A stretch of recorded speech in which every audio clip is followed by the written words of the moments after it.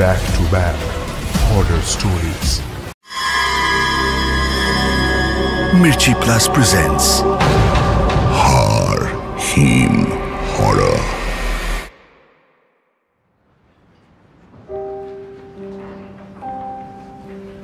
গলির মুখে জটলা দেখে থমকে দাঁড়ালো অর্ক। পুলিশের গাড়ি দাঁড়িয়ে রয়েছে রাস্তার একপাশে, চারপাশ একদম চুপচাপ। চাপা গুঞ্জন ভেসে আসছে মাঝে মধ্যে। লোকজন ফিস ফিস করে কথা বলছে একে অপরের সঙ্গে। অর্ক কাঁধের ব্যাগটা হাতে নিয়ে খানিকটা এগিয়ে এলো। শশাঙ্কদের বাড়ির সামনে পুলিশ দাঁড়িয়ে রয়েছে, সামনে একটা অ্যাম্বুলেন্স। অর্ক উঁকি মেরে দেখার চেষ্টা করে অ্যাম্বুলেন্সের ভেতরে কে রয়েছে, কিন্তু দেখতে পেল না অর্ক। হরিদাকে জিজ্ঞেস করল অর্ক, কি হয়েছে গো, শশাঙ্কদের বাড়িতে পুলিশ এসেছে কেন? হরিদা এই পাড়াতেই থাকে। মোড়ের মাথায় ওর ছোট্ট মুদির দোকান রয়েছে। নিচু গলায় উত্তর দিল, শশাঙ্ক গলায় দড়ি দিয়েছে আজ। বাড়িতে তো একাই থাকতো, ওই বিকেলে কাজের লোক এসে দেখছে কড়িকাঠ থেকে ঝুলছে শশাঙ্কর দেহ।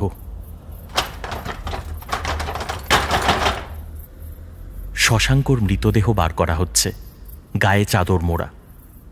মুখটাও সাদা কাপড় দিয়ে ঢেকে রাখা হয়েছে। মুখের কাপড়টা অ্যাম্বুলেন্সে তোলার সময় খানিকটা সরে গিয়েছিল। শশাঙ্কর একজোড়া ঠিকরে বেরিয়ে আসা চোখ দেখে অর্ক নিমেষে মুখ ফিরিয়ে নিল। শশাঙ্ক অর্কর ছোটবেলার বন্ধু। এক পাড়াতেই বাড়ি, এক স্কুলে পড়েছে ওরা।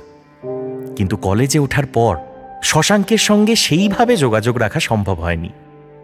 ছোটবেলার সেই বন্ধু শশাঙ্কর স্মৃতি এক কোণায় পড়ে রয়েছিল এতদিন। ছোটবেলায় শশাঙ্ক খুবই চঞ্চল, প্রাণোচ্ছল ছিল। অর্ক ছিল ওর ঠিক উল্টো।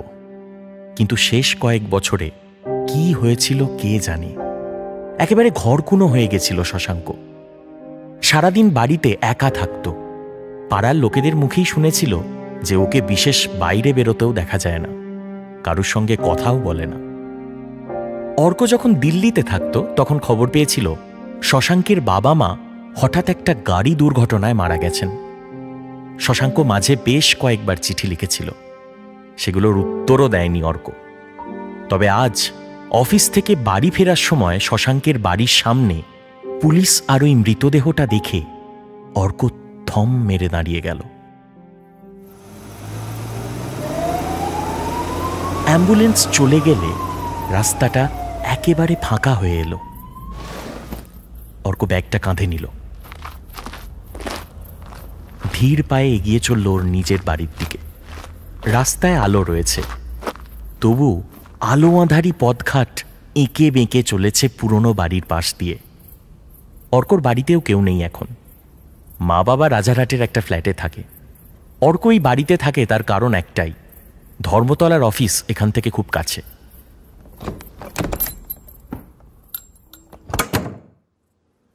দরজা খুলে উঠোন পেরিয়ে অর্ক নিজের ঘরে ঢুকল। ফাঁকা বাড়ি। রাত বাড়লে এমনিতেই চারপাশ শান্ত হয়ে যায়। তার উপর আজকে এরকম একটা ঘটনা ঘটে গেল। ঘরে পাখা চালিয়ে সবে অর্ক গা এলিয়ে বসেছে, ঠিক তখনই কলিং বেলের শব্দ। প্রথমটা অর্ক খেয়াল করেনি, একদমই অন্যমনস্ক ছিল। শশাঙ্কের কথা আজকে বারবার মনে পড়ছে তার। আর একবার কলিং বেল বাজলে অর্কর হুঁশ ফেরে। গায়ে রাস্তার জামাটা জড়িয়ে ও দরজা খুলতে বেরিয়ে আসে ঘর থেকে। কে? অর্ক হাঁক দেয়, কিন্তু ওপাশ থেকে কোনো উত্তর নেই। অর্ক দরজা খোলে। বাইরে রাস্তার হলুদ আলো তেরচাভাবে এসে পড়েছে উঠোনে। দরজা খোলা মাত্র দমকা বাতাস বাড়ির ভেতর ঢুকে পড়ল, কিন্তু কেউ কোথাও নেই। রাস্তার মোড়ে কয়েকজন লোক রয়েছে। অর্ক চারপাশটা দেখে নিল একবার। কে কলিং বেল বাজালো? কাউকে দেখতে না পেয়ে অর্ক যেই দরজাটা বন্ধ করতে যাবে, ঠিক সেই সময় একটা গলার স্বর ভেসে এলো, অর্ক। এই গলার আওয়াজ অর্ক চেনে। আজ চলে যাওয়ার আগে ভাবলাম শেষবার তোর সঙ্গে কথা বলে যাই। তুই সেই যে বাইরে পড়তে গেলি না, তারপর তো আর কোনো যোগাযোগই রাখলি না। কতদিন কেটে গেল বলতো? এদিকে এদিকে আমাদের পরিবারের ওপর দিয়ে তো ঝড় বয়ে গেল রে। বাবা মা দুজনাই মারা গেল। আমিও আর সেই আগের মতো রইলাম না জানিস। পড়াশোনাটাও হলো না, চাকরি বাকরিও কিছু করলাম না। ওই যেটুকু যা বাবা মা রেখে গেছিল ওই দিয়েই চলছিল। কিন্তু সত্যি বলতে কি জানিস, ভালো লাগছিল না। বেঁচে থাকার তো কোনো কারণ ছিল না। বেঁচে থাকার কোনো কারণ খুঁজেও পাচ্ছিলাম না, বুঝলি? অনেক অনেক চেষ্টা করেছি, পারিনি, কিচ্ছু করতে পারিনি। আর একবার বেঁচে থাকার কারণ ফুরিয়ে গেলে, যাকে যাক যাক, তোকে বেশ কয়েকবার চিঠি লিখেছিলাম তো। ব্যস্ত ছিলিস বোধ হয়, খেয়াল করিসনি না? জানি। তারপর তারপর আমারও তো আর কোনো খবর নেওয়া হয়নি তোর। কলকাতায় ফিরে এলি জানলাম, কিন্তু আমাকে তো একবার জানালি না। একদিন এসে খানিকক্ষণ আড্ডাও তো মেরে যেতে পারতাম। যাই হোক, অনেক কথা বলে গেলাম একতরফা। বলি ভালো আছিস তো?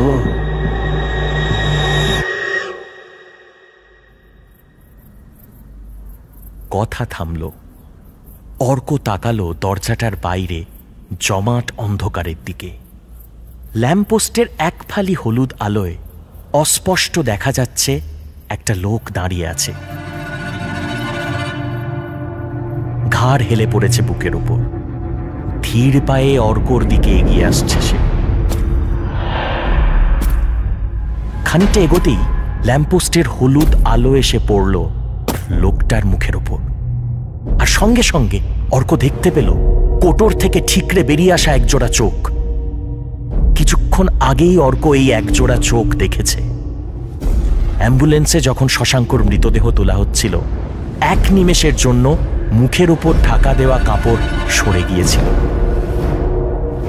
এটা সেই চোখ।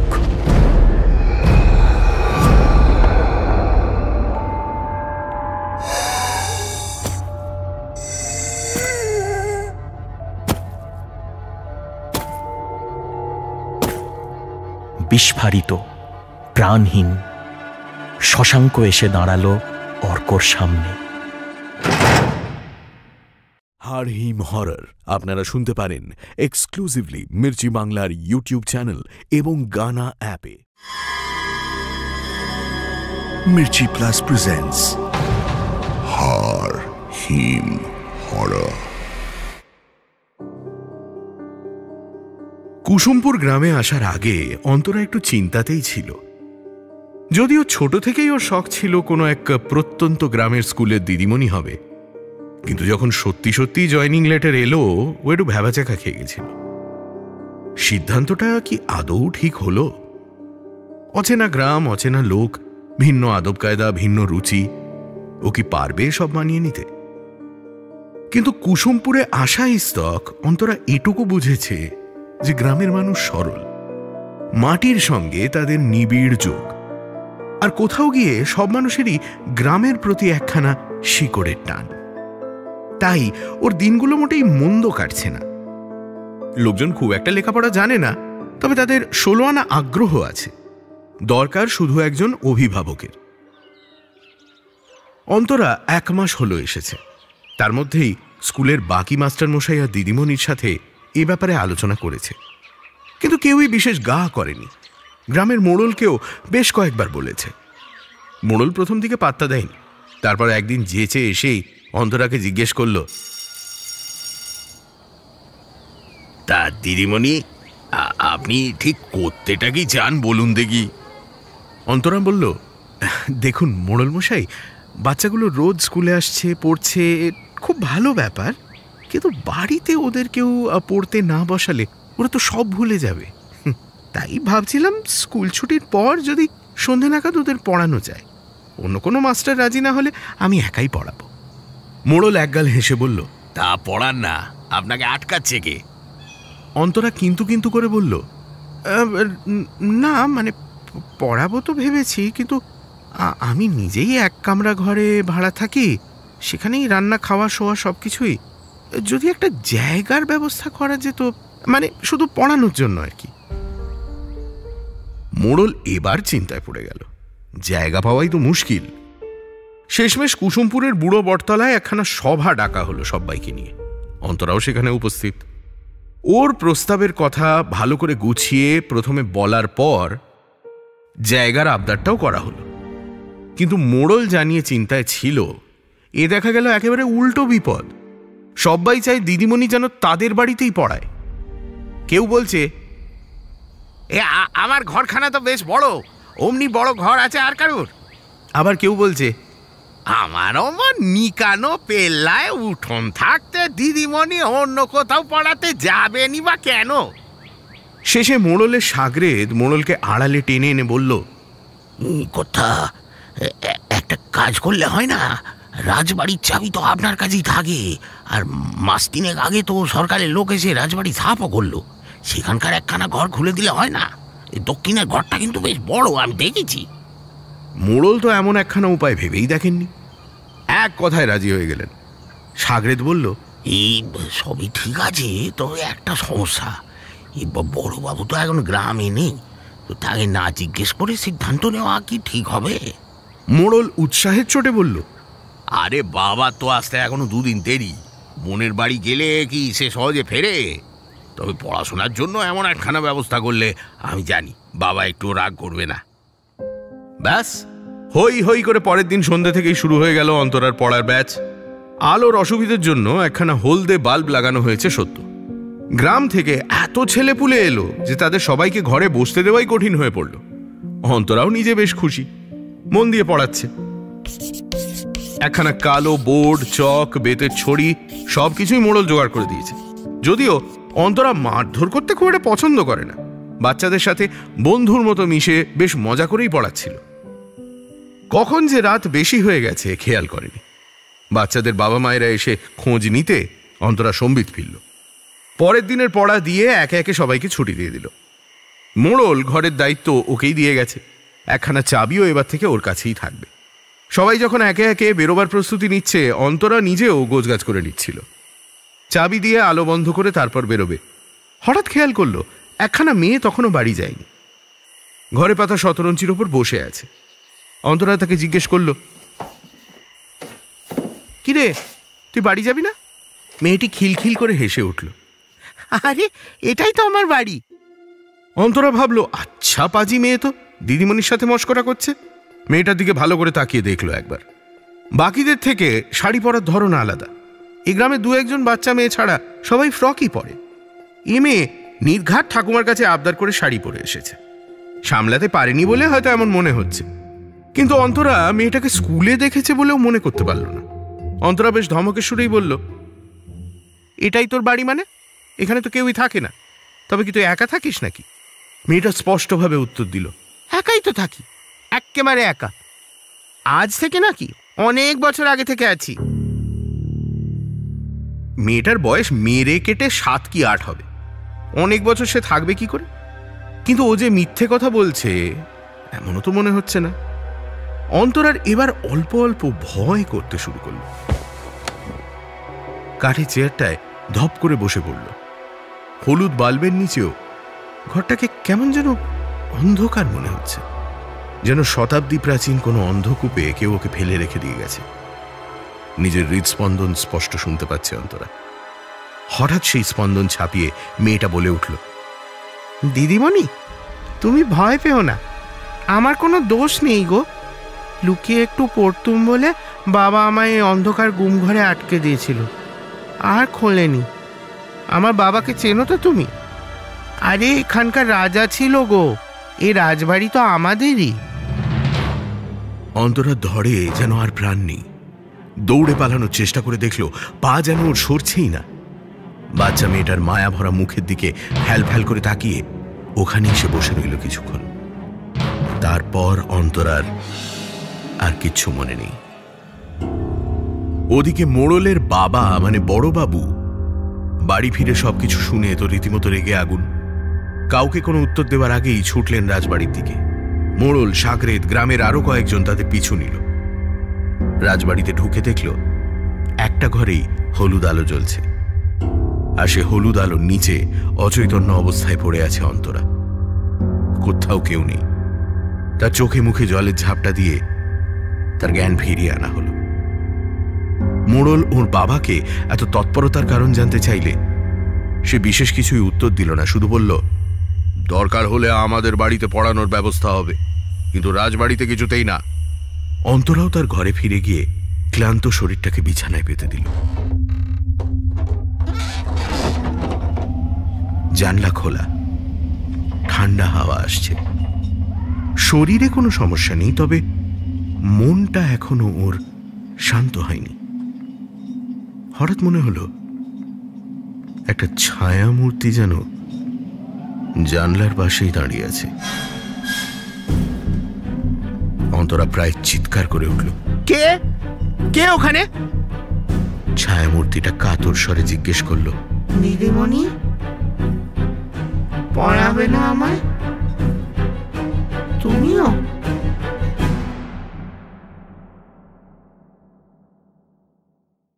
হারহিম হরর আপনারা শুনতে পারেন এক্সক্লুসিভলি মির্চি বাংলার ইউটিউব চ্যানেল এবং গানা অ্যাপে। Mirchi Plus presents Har-Him Horror. বাড়িতে অশান্তি করে রাতের খাবার না খেয়েই সুবল স্টেশনের দিকে হাঁটা লাগালো। সুবলের এক নিকট আত্মীয় তারকেশ্বর স্টেশনের কাছে থাকে, তাই কোনো কিছু না ভেবেই শেষ তারকেশ্বর লোকালটায় চেপে বসল। কামরা একদম ফাঁকা। একেবারে অন্য প্রান্তে জানালার ধারে একটা লোক বসে আছে। এই সময়ে এর বেশি লোকজন না থাকাই স্বাভাবিক। কারোর বাড়িতে তো ওর মতো অশান্তি নেই, কিন্তু ট্রেনে উঠেই মনটা খচখচ করতে শুরু করল। যতই নিকট আত্মীয় হোক, এত রাতে কারোর বাড়ি যাওয়া কি ভালো দেখায়? কিন্তু আর উপায়ও নেই। ট্রেন ইতিমধ্যে ছেড়ে দিয়েছে। কিছুক্ষণ পরেই দিয়ারা আসবে। সেখানে নেমেও বাড়ি ফেরা দুষ্কর। বাইরে রাত কাটানোটাও অর্থহীন। শীতটাও বেশ জাঁকিয়ে পড়েছে। অজানা অচেনা জায়গায় বিপদেরও একটা সম্ভাবনা থেকে যায়। এইসব ৭-৫ ভাবছিল মনে মনে। হঠাৎ দেখল উল্টো দিকের লোকটা ওর পাশে এসে বসেছে। লোকটার পরনে চেক টি শার্ট আর খাকি রঙের একটা প্যান্ট, গালে বসন্তের দাগ, আর বেশ খানিকটা খোঁচা খোঁচা দাড়ি। নীরবতা ভেঙে ওই লোকটাই সুবলকে জিজ্ঞাসা করল, বলি এত রাতে চললেন কোথায়? সুবল আচমকা এমন প্রশ্ন আশা করেনি। নিজেকে একটু সামলে নিয়ে বলল, এক আত্মীয়ের বাড়ি। লোকটা গল্প করার মতলবই এসেছে। গ্রামের লোকেদের এমন মিশুকে স্বভাব সম্বন্ধে সুবলের ধারণা আছে। তাই লোকটা যখন জিজ্ঞাসা করল কিছু বিপদ নাকি, ও বিশেষ অবাক হল না। ঘাড় নেড়ে বলল, না না, এমনি, যার বাড়ি যাচ্ছি তাকেই তো জানাইনি পর্যন্ত। আপনি? লোকটা একগাল হেসে বলল, আমি বহুদিন পরে বাড়ি ফিরছি।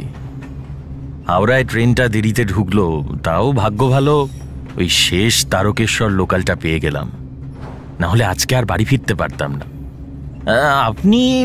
আপনি বরং আমাদের বাড়িতেই চলুন না হয়। এবার সুবল একটু অবাকই হলো। অচেনা লোককে নিজের বাড়ি নিয়ে যাওয়ার প্রস্তাবও কেউ দিতে পারে। কিন্তু ও না বলার আগেই লোকটা ফের বলতে শুরু করল, বাহিরখন স্টেশন থেকে মাইল খানেক দূরে, বুঝলেন, দারুণ জায়গাটা, আপনিও চলুন না। আমার মা ভীষণ খুশি হবে। তাছাড়া আজকে ভালো মন্দ রান্নাও হয়েছে, এই আমি আসবো বলে। আমার ছোট্ট মেয়েটাও না খুব মিশুকে, জানেন। সুবল কি বলবে ভাবছিল, হঠাৎ ওর কি মনে হলো ও রাজি হয়ে গেল। এমনিতেও তারকেশ্বরে আত্মীয়ের বাড়ি যেতে ওর একটা কিন্তু কিন্তু হচ্ছিল। তাছাড়া লোকটাকে দেখে কোনোভাবেই ওর চোর বা ছিনতাইভাজ বলে মনে হয়নি। শেষমেশ সুবল বাহির খণ্ডে নামল। খুব একটা আলো নেই স্টেশনে।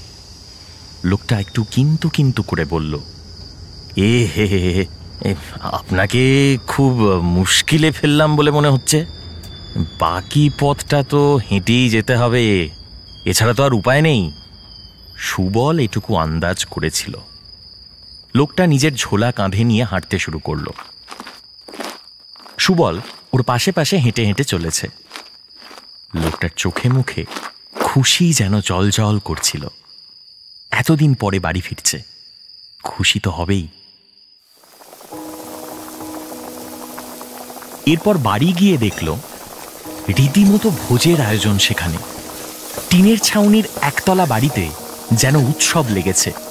ভাত, তরকারি, দেশি মুরগির মাংস। সুবলকেও বড় সহজে আপন করে নিল লোকটার মা, লোকটার বউ, সবাই।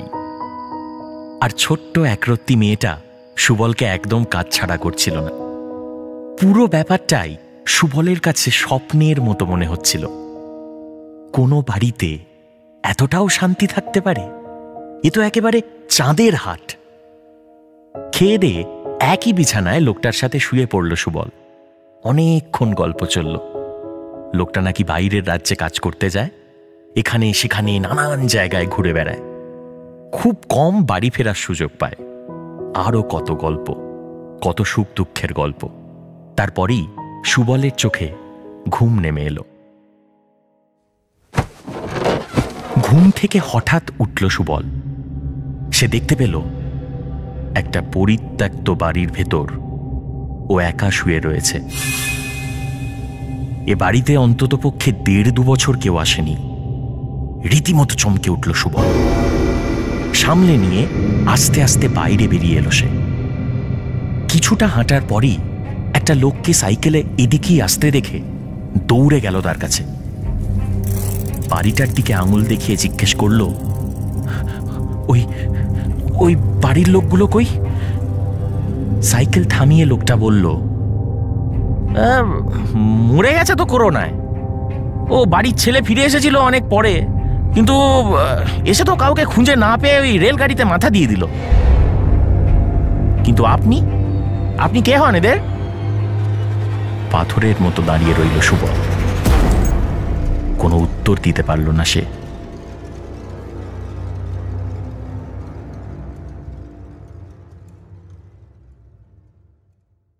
হারহিম হরর আপনারা শুনতে পারেন এক্সক্লুসিভলি মির্চি বাংলার ইউটিউব চ্যানেল এবং গানা অ্যাপে। Mirchi Plus presents Har-Him Horror. মদ্যপান, ধূমপান ও মাদক সেবন স্বাস্থ্যের পক্ষে ক্ষতিকর। অনিমেষ পুরোদস্তুর কলকাতার ছেলে। গড়িয়ায় জন্ম, ওখানেই স্কুল, যাদবপুরে গ্র্যাজুয়েশন, মাস্টার্স। চাকরিও করে এক্সাইটের কাছে একটা অফিসে। লোকে শুনলে হাসবে, কিন্তু এই কথা সত্যি। অনিমেষ কখনো গ্রাম দেখেইনি। গল্পে, কবিতায়, উপন্যাসে, সিনেমায় লোকজনকে গ্রাম নিয়ে প্রচুর মাতামাতি করতে দেখেছে। তাই ওর খুব শখ ছিল গ্রামে গিয়ে কয়েকদিনের জন্য হলেও ও থাকবে। কিন্তু আচমকা অচেনা গ্রামে গিয়ে থাকার বন্দোবস্ত করা মোটেই সহজ নয়। তাছাড়া একটা ঠিকঠাক সুযোগও হচ্ছিল না। আর কাজের চাপে গ্রামের প্রতি আগ্রহ চলে গেছিল। আচমকা একদিন মেট্রোয়ে সোমনাথের সাথে দেখা। সোমনাথ ওর কলেজের বন্ধু। গ্রামে বাড়ি, একেবারেই যোগাযোগ ছিল না। কিন্তু কথা শুরু হওয়ার পর গল্প এমন তরতরিয়ে এগোচ্ছিল যে এতদিন যে দেখা হয়নি দুজনের, তা বোঝারই উপায় ছিল না। কথা প্রসঙ্গেই অনিমেষ ওর গ্রামে যাওয়ার শখের কথা বলেছিল। তারপর থেকে সোমনাথ একেবারে জবরদস্তি শুরু করেছে। ওর বন্ধু হয়ে অনিমেষ কখনো গ্রামে যায়নি, এ যেন সোমনাথের কাছে বড় লজ্জার ব্যাপার। অনিমেষ কাজের চাপ, মায়ের অসুখ, হাজারখানা অজুহাত দিচ্ছিল, কিন্তু কিছুতেই ধোপে টিকল না। সোমনাথ একেবারে নাছোড় বান্দা। শেষে অনিমেষ বলল, বেশ, শনি রবি আমার ছুটি থাকে, শুক্রবার অফিসে একটু তাড়াতাড়ি ম্যানেজ করে চলে যাব, সোমবার ভোরের ট্রেনে ফিরব। সোমনাথ এক কথায় রাজি। একগাল হেসে বলল, তাহলে ওই কথাই রইল। তুই শুধু একবার চলে আয়, আমি সব বন্দোবস্ত করে রাখবো। আর হ্যাঁ, একটা গুরুত্বপূর্ণ কথা, রতনপুর স্টেশনে নেমে অবশ্যই আমায় ফোন করবি। অনিমেষ জানে সোমনাথের বাড়ি লাগোয়া ওর বাবার একখানা মুদির দোকান আছে, আর গ্রামগঞ্জে শহরের মতো মোড়ে মোড়ে মুদির দোকান তো থাকে না। মুখখানা সিরিয়াস করে নিয়ে এসে বলল, কেন, পিন্টু তার মুদির দোকানে যাব বললে লোকে দেখিয়ে দেবে না? সোমনাথ আচমকা একটু গম্ভীর হয়ে গেল। বোধহয় বাপের নাম তুলে কথা বলাটাকে খুব একটা ভালোভাবে নেয়নি। রীতিমতো মেজাজ চড়িয়ে বলল, ছ্যাবলামি করবি না একদম, যেটা বলছি খেয়াল রাখিস। স্টেশনে নেমে আমায় ফোন করবি, আমি নিতে আসবো। এমনিও আমি ট্রেনের খেয়াল রাখবো, 8:45 তো বাজবেই তোর আস্তে আস্তে। অনিমেষ হিসেব করে বলল, ওর আগে সম্ভব নয়। কিন্তু শুক্রবার অনিমেষ অফিসে গিয়ে দেখলো আলাদাই ব্যাপার। সেখানে বড়বাবু আসেনি, সবাই মোটামুটি লাঞ্চ সেরেই বাড়ি যাওয়ার জন্য চুকচুক করছে। অনেকে তো বেরিয়েও গেল, কাজও বিশেষ নেই। অনিমেষ ভেবে দেখলো, যখন এতটা দূর যেতেই হবে, অযথা দেরি করে লাভ কি। সে যে ট্রেন ধরার ছিল তার আগের ট্রেন ধরল। একবার সোমনাথকে ফোন করে জানিয়ে দেবে ভেবেছিল, কিন্তু পরক্ষণেই ভাবলো আগে পৌঁছে সোমনাথকে চমকে দেবে। 7:30 নাগাদ ও রতনপুরে পৌঁছে গেল। প্ল্যাটফর্মে বিশেষ লোকজন নেই। স্টেশন লাগোয়া একখানা চায়ের দোকানে টিম টিম করে হলুদ আলো জ্বলছে। দোকানদার ঝিমোচ্ছে, খদ্দের বলতে 1 কি 2 জন। তারা নিজেদের মধ্যে গল্পে মশগুল। অনিমেষের চা খাওয়ার ইচ্ছে খুব একটা ছিল না, কিন্তু শুধু ঠিকানা জিজ্ঞেস করবে তাই একবার চা নিয়ে একটা চুমুক দিল। অনিমেষ কিছু জিজ্ঞেস করার আগেই দোকানদারই প্রশ্ন করল, দাদার বুঝিয়ে গ্রামে প্রথমবার আসা হচ্ছে, তা যাবেন কোথা? অনিমেষ আর দ্বিধা না করেই বলল, পিন্টুদার মুদির দোকান, এখান থেকে কত দূর? দোকানদার এক অদ্ভুত উত্তর দিল, দূর বেশি না, কিন্তু দড়ি কল দিয়ে আপনাকে ঘুরে যেতে হবে। হেঁটে গেলে ঘন্টা 1.5। অবশ্যই ভ্যান রিক্সা পেলেও পেতে পারেন। এ আবার কেমন কথা? দূর বেশি নয়, কিন্তু যেতে 1.5 ঘন্টা? অনিমেষ নিজেও জানতো সোমনাথের বাড়ি স্টেশনের কাছাকাছি, বাড়ি থেকে ট্রেনের আওয়াজ শোনাও যায়। ও আবার ঘুরিয়ে প্রশ্নটা করলো, কোনো শর্টকাট রাস্তা নেই? দোকানদার আঙুল দিয়ে একটা জায়গা দেখালো। রেল লাইনের পাশে যে পাঁচিল থাকে তারই খানিকটা ভেঙে বানানো একখানা রাস্তা। তারপর বলল, দিনের বেলা হলে আপনাকে ওই পথ দিয়ে যেতে বলতাম, মিনিট 10 পৌঁছে যেতেন, তবে রাতের বেলা ওই দিকে যাবেননি। অনিমেষ ভাবলো নিশ্চয়ই আলো নেই আর সাপের উপদ্রব হবে, কিন্তু এখন শীতকালে তো সাপের চিন্তা নেই, আর অন্ধকার সরানোর জন্য তো মোবাইলের টর্চই কাফি। বেকার 1.5 ঘন্টা ঘুরে যাওয়ার কোনো মানেই হয় না। পাঁচিলের ভাঙা জায়গাটা দিয়ে বেরিয়ে প্রথমে একখানা সিগারেট ধরালো। সিগারেটে 2 টান দেওয়া মাত্র দেখলো আরো একজন ওই পথ দিয়েই যাচ্ছে। ভীতু দোকানদারের কথা ভেবে ওর হাসিই পেল। পথটা একটু জঙ্গল গোছের, খুব একটা বেশি লোকজনের যাতায়াত নেই বোঝাই যাচ্ছিল। কাঁচা রাস্তায় শুকনো পাতা পড়ে আছে, হেঁটে যাওয়ার সময় খসখস আওয়াজ হচ্ছিল। বোধহয় সেই আওয়াজ শুনেই সামনে লোকটা দাঁড়িয়ে পড়ল। অনিমেষ শুনেছিল যে গ্রামের লোকজন একটু দরদি হয়, লোকজনের পাশে দাঁড়ায়, সবার কথা ভাবে। যাক, ওর তো ভালোই হলো। এসব পথ দিয়ে একা হাঁটার চেয়ে সঙ্গে একজন লোক থাকলে সুবিধেই হয়। লোকটা নিজে থেকেই অনিমেষের সঙ্গে কথা বলল, তারা আছে বুঝি? ও আচমকা এই প্রশ্নের অর্থ বুঝতে পারল না। লোকটার দিকে একবার তাকিয়ে দেখল, অন্ধকারে যতটুকু দেখা যায় আর কি। যদিও মাফলারে গলা আর কানসহ মুখের অনেকটাই ঢাকা পড়ে গেছে। অল্প হেসে অনিমেষ উত্তর দিল, হ্যাঁ মানে ওই আর কি। তা বেশ, কিন্তু ওই যে ওটা টানছো ঠোঁট দিয়ে ফুক ফুক করে, কত ক্ষতি হয় জানো? না না, মানে খুব বেশি খাই না, এই দিনে 2-3টে আর কি। তাও খেও না, ফেলে দাও। তোমাদের বয়স কম, বুঝতে পারছো না এখন। ফুসফুস একেবারে শেষ করে দেবে। অনিমেষ মনে মনে ভাবলো, এ তো আচ্ছা জ্বালা। বয়োজ্যেষ্ঠ লোককে কিছু বলতে পারছে না বলে সমানে জ্ঞান দিয়ে যাবে। উত্তর দিল না কোনো, চুপ করে হাঁটতে লাগলো। কিন্তু লোকটা একেবারেই দমবার পাত্র নয়, রীতিমতো জবরদস্তি শুরু করলো। কি হলো, ফেললে না যে? তোমরা শহরের ছেলেরা বড় বেয়াদব, বড়দের কথা শোনো না। অনিমেষ এবার চটে গেল। মামদোবাজি নাকি? 7 টাকা দিয়ে কেনা সিগারেট না ফুঁকে ফেলে দেবে, তাও অচেনা একটা লোকের কথায়? এই গ্রাম তো বিরাট ফালতু জায়গা, এখানে কি কারোরই কোনো স্বাধীনতা নেই? লোকটা আস্তে আস্তে গায়ের দিকে ঘেঁষে আসছিল। অনিমেষের অস্বস্তিও বেড়ে যাচ্ছিল। লম্বা লম্বা পা ফেলে আর সিগারেটের লম্বা লম্বা টান দিয়ে ও রাস্তাটা পেরিয়ে গেল।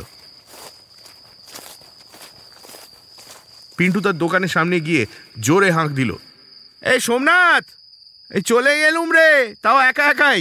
কি ভেবেছিলি আসতে পারবো না নিজে? আগের ট্রেনে চলে এসছি। ঘর থেকে বেরিয়ে সোমনাথ যেন রীতিমতো ভূত দেখার মতো চমকে উঠল। হ্যাঁ রে, এত তাড়াতাড়ি তুই স্টেশন থেকে এলি কিভাবে? কোন পথ দিয়ে এলি? অনিমেষ আঙুল দিয়ে দূরের রাস্তাটাকে দেখিয়ে দিল। সোমনাথ বিড়বিড় করে বলল, এটা তুই ঠিক করিসনি কিন্তু।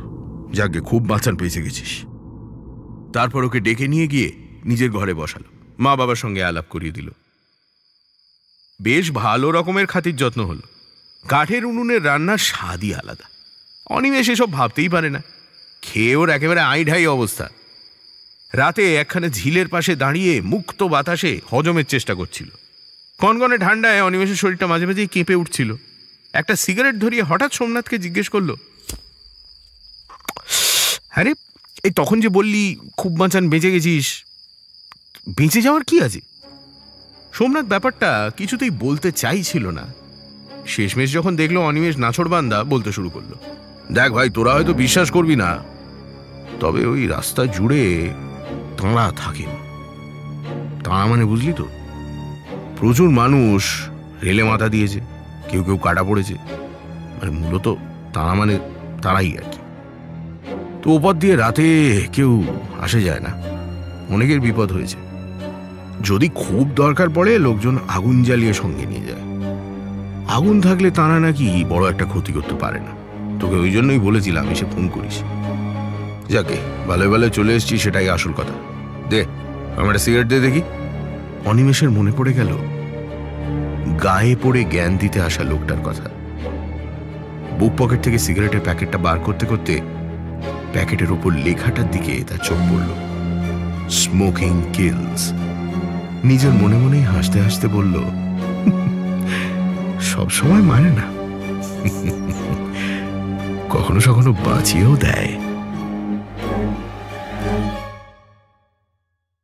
হাড়হিম হরর আপনারা শুনতে পারেন এক্সক্লুসিভলি মির্চি বাংলার ইউটিউব চ্যানেল এবং গানা অ্যাপে।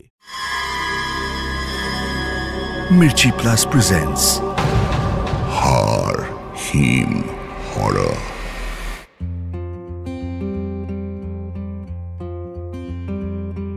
নিতাইয়ের আজ নেশাটা ভালো মতোই চড়েছে। তার যথেষ্ট কারণও আছে। এতদিন দিশি মদ খেত, কিন্তু আজকের ব্যাপারটা একদম আলাদা। সন্ধে নাগাদ ভোটের চূড়ান্ত ফল ঘোষণার প্রায় সঙ্গে সঙ্গেই হারুন্দা দুখানা বিলিতি মদের বোতল পাঠিয়ে দিয়েছিল। পুরো রুটে অটো এবেলা বন্ধ। আধ ঘন্টা মতো আবির নিয়ে একটু বিজয় মিছিল করেছিল।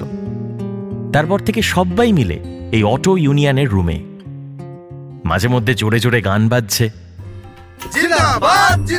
মাঝে মধ্যে কেউ কেউ চিৎকার করে পার্টির স্লোগান দিচ্ছে।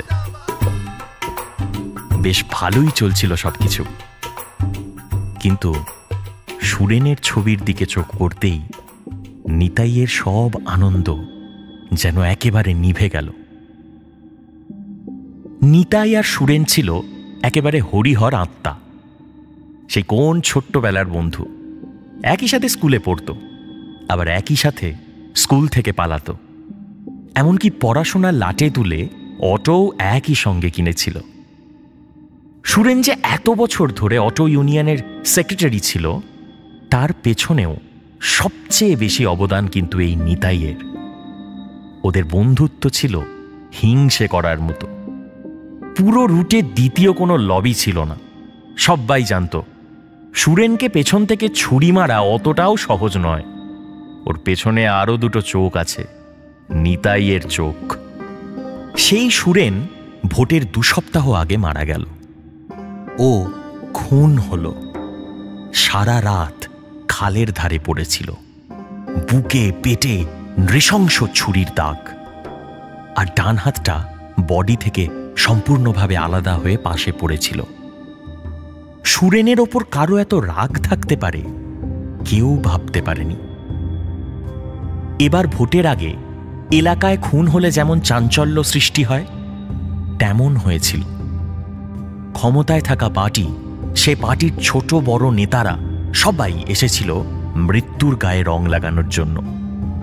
রুখে দাঁড়িয়েছিল নিতাই, স্পষ্ট বলেছিল, দেখুন দাদা, আপনাদের শুধু একজন পার্টির কর্মী খুন হয়েছে, কিন্তু আমি আজকে আমার ভাইকে হারিয়েছি। হ্যাঁ, ভাইকে, নিজের ভাইকে।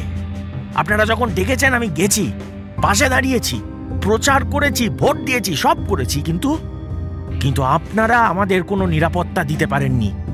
আমাদের 5 বছর আগেও যা অবস্থা ছিল, আজও সেই অবস্থা আছে। তাই আজকে মৃত্যু নিয়ে কোনো রকম রাজনীতি করবেন না। আপনাদের তো সত্যিই কিছু যায় আসে না, আসে? নিতাইয়ের চোখ মুখ থেকে যেন ফুলকি ছিটকে বেরোচ্ছিল। অটোরুটের বাকি ড্রাইভারেরাও নিতাইয়ের পক্ষেই সেদিন আওয়াজ তুলল। নেতারা সবাই ফিরে গেলেন। আজ টলমল পায়ে বাড়ি ফিরতে ফিরতে নিতাই এসব কথাই ভাবছিল। হঠাৎ দেখতে পেল খালের পাশটায় কে একজন দাঁড়িয়ে রয়েছে। দূর থেকে স্পষ্ট দেখা যাচ্ছে। এ কি, এই যে অবিকল সুরেনের মতো। নিতাই আস্তে আস্তে সম্মোহিতের মতো সেদিকেই এগিয়ে যাচ্ছিল। ওর হৃদস্পন্দন ইতিমধ্যে বেড়ে গেছে, যেন এক্ষুনি সমস্ত শিরার ধমনী ছিঁড়ে বেরিয়ে আসবে। ঠিক তখনই নিতাইয়ের কলার জাপটে ধরে ওই ছায়ামূর্তি ভীষণ শান্ত আর মলিন কণ্ঠে বলে উঠল, তুই আমাকে খুন করলি নিতাই? কেন কেন? সবাই তোকে আমার ডান হাত বলে, তাই খুন করলি? আমি যে তোকে ভাই বলতাম রে, বলতে পারতিস? তোর ক্ষমতা চাই, দিয়ে দিতাম। তাহলে খুন করে দিবি আমায়? নিতাইয়ের যেন কোনো সার ছিল না। মনে হলো সুরেন যেন এইমাত্র তাকে ঠেলে দিল খালের দিকে। মাথায় শক্ত কিসের একটা ধাক্কা লাগলো। ব্যাস, নিতাইয়ের গল্প এখানেই শেষ। পরদিন এ খবর পাওয়ার পর হারুন উঠতেই যাচ্ছিল, তারপর আবার বসে পড়ল। প্লেটে পড়ে থাকা বাকি ফিশ ফ্রাইটা মুখে পুরে নিয়ে বলল, বেশ মচমচে, তাই না? নিতাই কি পুরোপুরি টসকে গেছে নাকি রে? মাল খেয়েছিল নিগাত? দেশি কুত্তা, বুঝলি, দেশি কুত্তা। বিলিতি জিনিস আবার সহ্য হয় নাকি? নে ডাল ডাল ডাল।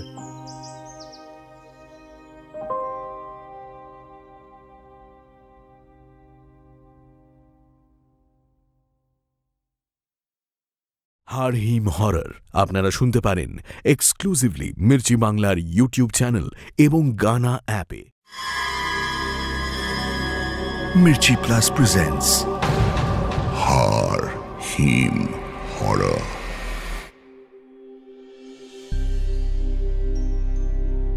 বনেদি বড়লোক বলতে যা বোঝায়, সুরজিৎ বলল ঠিক সেটাই। ব্যারাকপুরে গঙ্গার ধারে পেল্লায় একটা বাড়ি আছে। এছাড়া যতটা পৈতৃক সম্পত্তি বিশ্বাস পরিবারের আছে, সেই টাকায় সুরজিতের আরও পরের দুপুরুষ আরাম করে থাকতে পারবে। সুরজিৎ কলকাতা বিশ্ববিদ্যালয় থেকে ইতিহাস নিয়ে পাশ করেছে। গ্র্যাজুয়েশন শেষ করার পর সে ভর্তি হয় বোলপুরের বিশ্বভারতী বিশ্ববিদ্যালয়ের কলা ভবনে। বিভিন্ন রকম মূর্তি নিয়ে তার খুব আগ্রহ। সুরজিতের স্বপ্ন যে তার বাড়িতে সে একটা মূর্তির কালেকশন তৈরি করবে।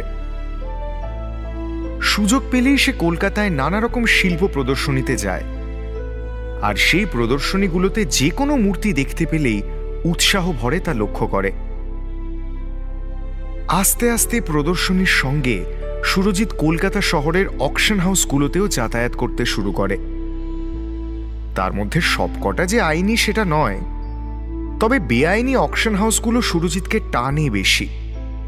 তার কারণ বিদেশ থেকে অনেক তাক লাগিয়ে দেওয়ার মতো জিনিস পাচার হয়ে আসে, যেটা সচরাচর সবার নাগালের বাইরেই থাকে। এই কালো বাজারি অকশন হাউসগুলোই ঢুঁ মারা সুরজিতের একটা নেশার মতো হয়ে দাঁড়িয়েছিল। প্রথম দিকে ও খালি নিলাম হওয়ার সময় বসে দেখত কোন জিনিসটা কে নিয়ে যাচ্ছে। কয়েকদিন পর থেকে সুরজিৎ ওই নিলামে যোগদান করতেও শুরু করে। তবে বাড়িতে কিনে রাখার মতো ভালো কোনো জিনিস তার চোখে পড়ে না। হঠাৎ একদিন ওই অকশন হাউসে ঢুকে সুরজিৎ দেখতে পায় একটা আশ্চর্য জিনিস নিলামে চড়ানো হয়েছে। জিনিসটা একটা ইটের মূর্তি। অনেকগুলো ইট পাশাপাশি রেখে ছেনি আর হাতুড়ি দিয়ে খোদাই করে এই মূর্তিটা তৈরি হয়েছে। মূর্তিটা একটা লোকের, যাকে আপাত দৃষ্টিতে দেখে মনে হচ্ছে সে ঘর ছাড়া। দুটো বড় বড় বস্তা আছে তার সঙ্গে। একটার উপর সে মাথা রেখে ঘুমিয়ে আছে, আর আরেকটা সে পাশ বালিশের মতো ব্যবহার করছে। সুরজিৎ মনে মনে ভাবল, এই মূর্তিটা একেবারেই আহামরি না, কিন্তু জানি না কেন আমার এটাকে দেখে অদ্ভুত সুন্দর লাগছে। আর ঠিক সেই সময় সে সিদ্ধান্ত নিয়ে নিল যে সে এই মূর্তিটা কিনবে, যত দাম লাগে লাগুক, কিন্তু এই মূর্তিটা ওর চাই। নিলাম শুরু হলো 50,000 দিয়ে। একজন বলল 60, আরেকজন বলল 70। এরপর সুরজিৎ নিজের হাত তুলে বলল, আমি 90,000 দিতে রাজি। এই শুনে কি যেন ইতস্তত করে উত্তর দিল, 1 লাখ। কিন্তু তারপর সুরজিৎ সরকার যখন প্রায় চিৎকার করে 1.5 লাখ বলল, তখন গোটা ঘরে একটা অদ্ভুত নিস্তব্ধতা নেমে এলো। সরকার পরিবারের ক্ষমতার কাছে বাকি সব কিছু যে ফিকে, সেটা ভালো করেই বোঝা গেল। বড় কোনো প্রতিযোগিতায় ট্রফি জিতে মানুষ যেই হাসিটা হাসে, সুরজিতের মুখেও সেই একই হাসি ছিল। অকশন হাউস থেকে মূর্তিটা একটা কার্ডবোর্ডের বাক্সে ভরে দিল, আর সুরজিৎ সেটা ট্যাক্সি করে বাড়ি নিয়ে এলো। এত টাকা খরচ করে সুরজিৎ একটা ইটের মূর্তি কিনে এনেছে, এটা জানতে পেরে ওর বাবা একটু অসন্তুষ্টই হলেন। সুরজিতের বাবা ছেলেকে বললেন, টাকা আছে বলেই যে খরচ করতে হবে এরকম কিন্তু কোনো বাধ্যবাধকতা নেই, আর যদি খরচই করতে হয় ভালো কিছুর পেছনে খরচ কর। সুরজিৎ জবাব দিল, আমি আমার একটা মূর্তির কালেকশন তৈরি করতে চাই বাবা। সেটাও একটা কারণ কলা ভবনে পড়ার সিদ্ধান্ত নেওয়ার পেছনে। পেটে বিদ্যে থাকলে শিল্পের অনেক সাধারণ জিনিসই অসাধারণ বলে মনে হয়, তাই তুমি চট করে এই মূর্তির মর্ম বুঝবে না। ছেলের এই অহেতুক জ্ঞান শুনে ওর বাবা খানিক রেগে গিয়ে বললেন, এত যে পড়াশোনার কথা শোনাচ্ছ, তুমি ক্লাস করো কতদিন? কলেজ বোলপুরে, এদিকে অর্ধেক সময় তো এই বাড়িতেই কাটাও, আর বাকি অর্ধেক প্রদর্শনী আর অকশন হাউসে কেটে যায়। আগে পড়াশোনাটা মন দিয়ে করো, তারপর আমায় পড়াশোনার কথা শোনাবে। সুরজিৎ বুঝতে পারল যে এই তর্কে জেতা অসম্ভব। ওর বাবা কথাগুলো ভুল বলছেন না। এখন চুপচাপ নিজের ঘরে চলে যাওয়াই ভালো। সুরজিতের ঘরটা বিশাল বড়, তাই ওই লম্বা মূর্তিটা রাখতে কোনো অসুবিধে হলো না। সুরজিৎ ওই মূর্তিটা ওর খাটের ঠিক উল্টো দিকের দেওয়ালে ঠেস দিয়ে রাখল, যাতে ওটা সবসময় ওর চোখের সামনে থাকে। আর সেদিন রাত থেকে সে খুব খারাপ স্বপ্ন দেখতে শুরু করল। কলকাতা শহরের রাস্তায় বহু লোকজন বসে আছে। তাদের দেখেই মনে হচ্ছে যেন কারোর মাথার উপরই ছাদ নেই, এরা কেউ খেতে পাচ্ছে না। কেউ কেউ বলছে, দুমুঠো ভাত দাও বাবু, দুমুঠো ভাত দাও, পায়ে পড়ি, দুমুঠো ভাত দাও বাবু। অন্য আরেকজন চিৎকার করে উঠছে, ভাতের ফ্যান হলেও চলবে, ভাতের ফ্যান হলেও চলবে, তাই খেয়ে নেবো, বাবু দাও না, বাবু দাও না। এর মধ্যে অনেক শিশুও আছে, তাদের মধ্যে অনেকেই মায়ের কোলে মারা যাচ্ছে।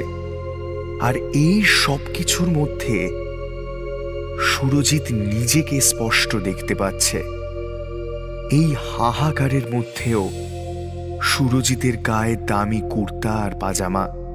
সুরজিৎকে দেখে কে একজন বলল, ওই দেখো, ওই দেখো বিশ্বনাথ সরকার, বিশ্বনাথ সরকার, উনি কাছে একটা ইটভাটার মালিক। এরপর 100-2 লোক তাকে ঘিরে ধরল, আর ঠিক ঠিক এই সময়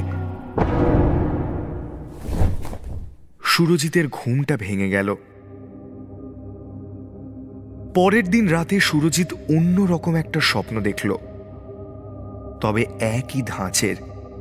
সে ওই চকচকে কুর্তা আর পাজামাটা পরে ওই রাস্তার লোকগুলোকে চেন দিয়ে সে বাঁধছে আর টানতে টানতে নিয়ে যাচ্ছে কোনো একটা অকশন হাউসে। অকশন হাউসের সামনে এসে সে চিৎকার করে বলছে, নিলামে চড়াও এই গোলামগুলোকে, আর যারা বিক্রি হবে না তাদেরকে মেরে আমার ইট ভাটার নিচে পুঁতে দাও।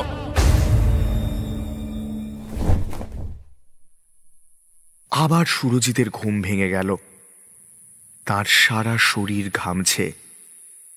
সে একটু জল খাওয়ার জন্য এদিক ওদিক তাকালো এবং প্রায় সঙ্গে সঙ্গে ওই ইটের মূর্তিটার দিকে তার চোখ গেল। আশ্চর্য, ওই মূর্তিটাতে যে লোকটা শুয়েছিল সে আর নেই। প্রথমে সুরজিৎ ভাবল সে ঘুমের ঘোরে ভুল দেখছে। চোখ দুটো ভালো করে রোগড়ে সে আবার মূর্তির দিকে তাকালো, কিন্তু কিছুই বদলালো না। মূর্তিটা আর মূর্তি নেই, খালি কয়েকটা ইট পাশাপাশি রাখা আছে। হঠাৎ সুরজিৎ একটা গলা শুনতে পেল। একজন বলল, এই বিশ্বনাথ সরকার, আমার ভাই বোনদের মেরে তোর ইট ভাটায় পুঁতে দেওয়ার বদলা আমি নিতে এসেছি। সুরজিৎ ভীষণ ঘাবড়ে গিয়ে উত্তর দিল, কিন্তু কিন্তু কিন্তু আমি তো বিশ্বনাথ সরকার নই। হ্যাঁ আমি জানি, তুই ওর বংশধর, তাই আজ তোকে মরতে হবে, আর কয়েকদিনের মধ্যে এই বাড়ির সবাইকে আমি মেরে ফেলবো। সুরজিৎ আর কিছু বলার সুযোগ পেল না। তার আগেই সে বুঝতে পারল যে তাঁর বুকে একটা ছুরি আমূল গেঁথে গেছে। সুরজিৎ বিছানায় লুটিয়ে পড়ল। তার বুক থেকে গল গল করে রক্ত বেরোচ্ছে। বুঝতে পারল সে আর বেশিক্ষণ বেঁচে থাকবে না। চোখ দুটো পুরোপুরি বন্ধ হওয়ার আগে সুরজিৎ ওই আবছা দৃষ্টিতে দেখল যে তাকে খুন করল সে আবার ওই ইটের বিছানার ওপর শুয়ে পড়েছে। আর ঠিক তার পর মুহূর্তেই ইটের মূর্তিতে পরিণত হয়ে গেছে, যেমনটা আগে ছিল।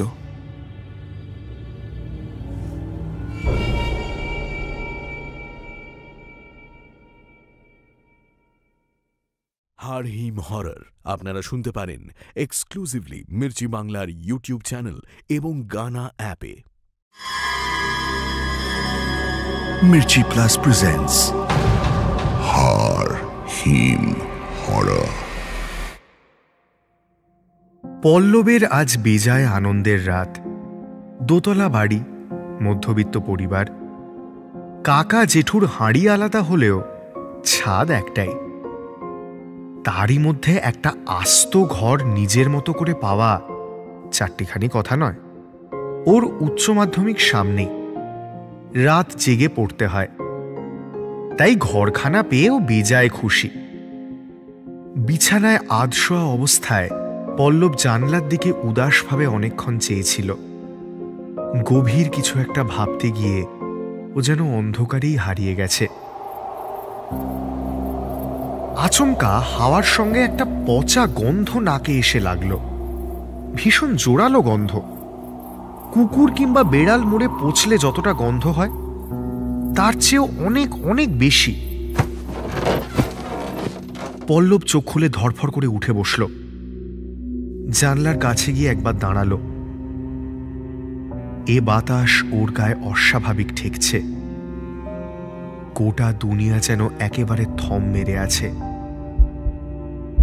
পল্লব নিজের হৃৎস্পন্দন স্পষ্ট শুনতে পাচ্ছে। ওর হাত পা অবশ হয়ে আসছে।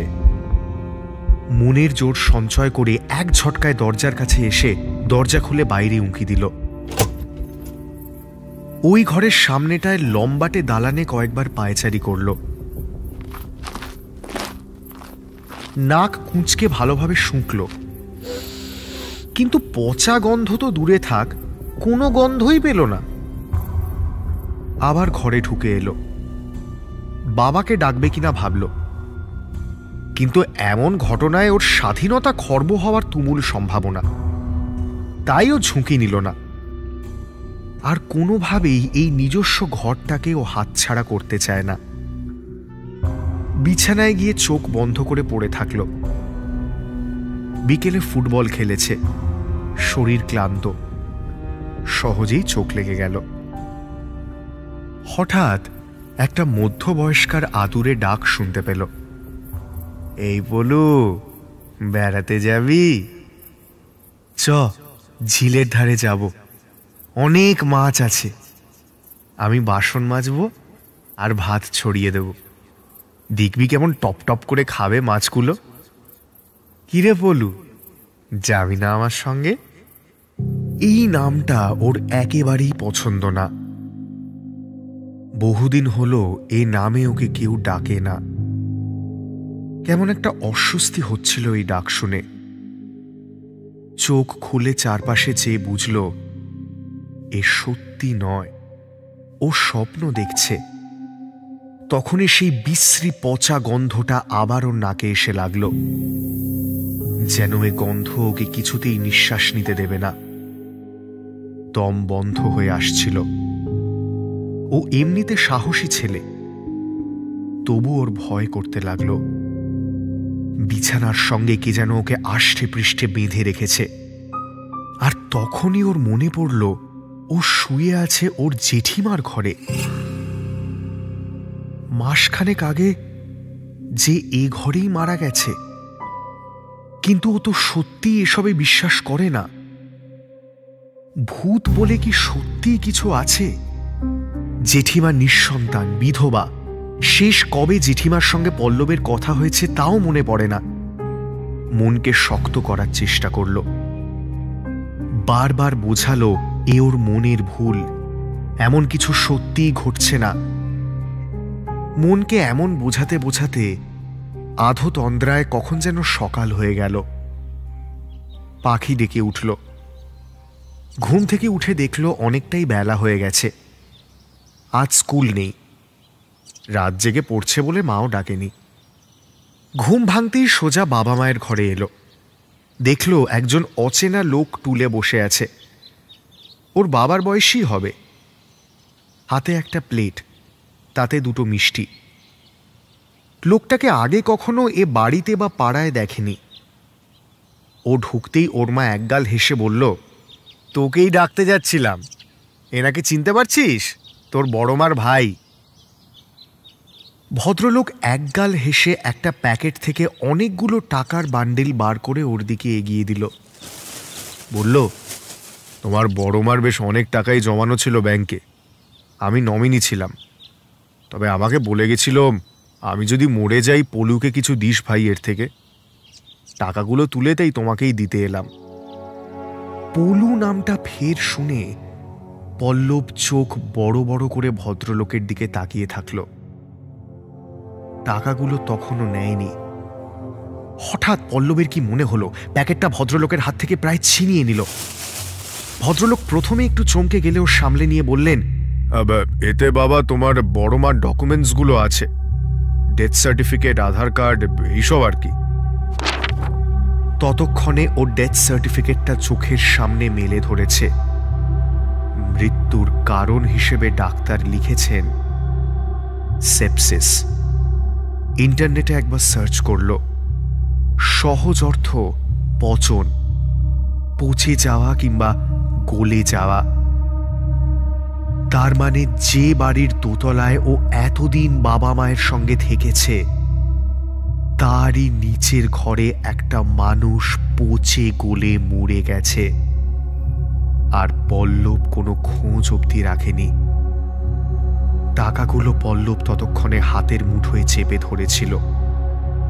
আচমকা সে টাকাগুলো থেকে সেই তীব্র পচা গন্ধ ওর নাকে এসে লাগলো। টাকার বান্ডিল ছুঁড়ে ফেলে দিয়ে ও পাগলের মতো ঘর থেকে দৌড়ে বেরিয়ে গেল।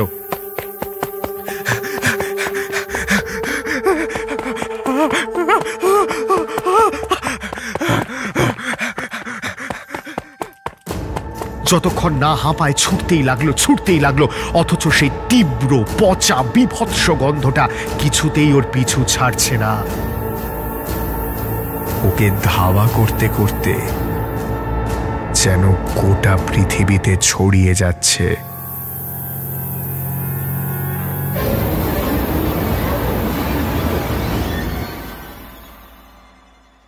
হার হিম হরর আপনারা শুনতে পারেন এক্সক্লুসিভলি মির্চি বাংলার ইউটিউব চ্যানেল এবং গানা অ্যাপে। মির্চি প্লাস প্রেজেন্টস হার হিম হরর। মদ্যপান, ধূমপান ও মাদক সেবন স্বাস্থ্যের পক্ষে ক্ষতিকর। ইন্দুমতি কলেজের প্রফেসর নির্বাণ কুণ্ডুর কথা সবাই জানে। উনি একজন ইংরেজির অধ্যাপক। প্রফেসর কুণ্ডুর বিখ্যাত হওয়ার মূলে হল তাঁর ইংরেজি শব্দের উচ্চারণের ওপর বিশেষ দখল। ক্লাসের ভেতরে হোক বা ব্রেকের সময় হোক, এমনকি কলেজ শেষে ফুচকা পাপড়ি চাটের দোকানের সামনেই হোক, কথার মাঝে ভুল ইংরেজি উচ্চারণ করলেই ছাত্রদের শাস্তির সম্মুখীন হতে হতো। প্রফেসর কুণ্ডুর হাতে সবসময় একটা সরু বেত থাকত। ইংরেজির উচ্চারণ একটু এদিক ওদিক হলেই প্রফেসর বেতের ম্যাজিক দেখিয়ে সবার উচ্চারণ ঠিক করে দেওয়ার ক্ষমতা রাখতেন। একদিকে যেমন ছাত্রদের কড়া শাসনে রাখতেন, তেমনি একইভাবে তাদের ভালোবাসতেন। এটা ঠিক যে কলেজের সব ছাত্রই এই প্রফেসরের ভয়ে গুটিসুটি মেরে থাকত। তবে এই বিষয়টাও এড়িয়ে গেলে চলে না যে এই একই ছাত্ররা লাঞ্চ ব্রেকের সময় ক্যান্টিনে ভিড় করত, কারণ প্রফেসর কুণ্ডু মাসে একবার ফ্রি ক্যান্টিন বলে একটা উদ্যোগ নিয়েছিলেন, যেখানে 1 ঘন্টার জন্য ওদের ক্যান্টিনে যে যা খেত সেটার পয়সা উনি নিজের পকেট থেকে দিতেন। এমন অনেক ছাত্র ছিল যারা প্রফেসর কুণ্ডুর টাকায় পেট ভরে চিলি চিকেন আর ফ্রাইড রাইস খেয়ে বাড়ি চলে যেত, অথচ প্রফেসর কুণ্ডু এই ছাত্রদের কোনোদিন চোখের সামনে দেখেনি, পড়ানো তো দূরের কথা। প্রফেসর কুণ্ডুর 3 জন ভীষণ প্রিয় ছাত্র ছিল, সুমিত, সুশোভন আর আদিত্য। কলেজের বাকি ছাত্ররা কলেজ ছুটি হওয়ার পর আড্ডা মারতে আর খাওয়া দাওয়া করতে ব্যস্ত থাকে, কিন্তু সুমিত, সুশোভন আর আদিত্য কলেজ ছুটি হওয়ার পর নিয়মিত আধ ঘন্টা থেকে 45 মিনিট প্রফেসর কুণ্ডুর ঘরে বসে নানান বিষয় নিয়ে আলোচনা করত।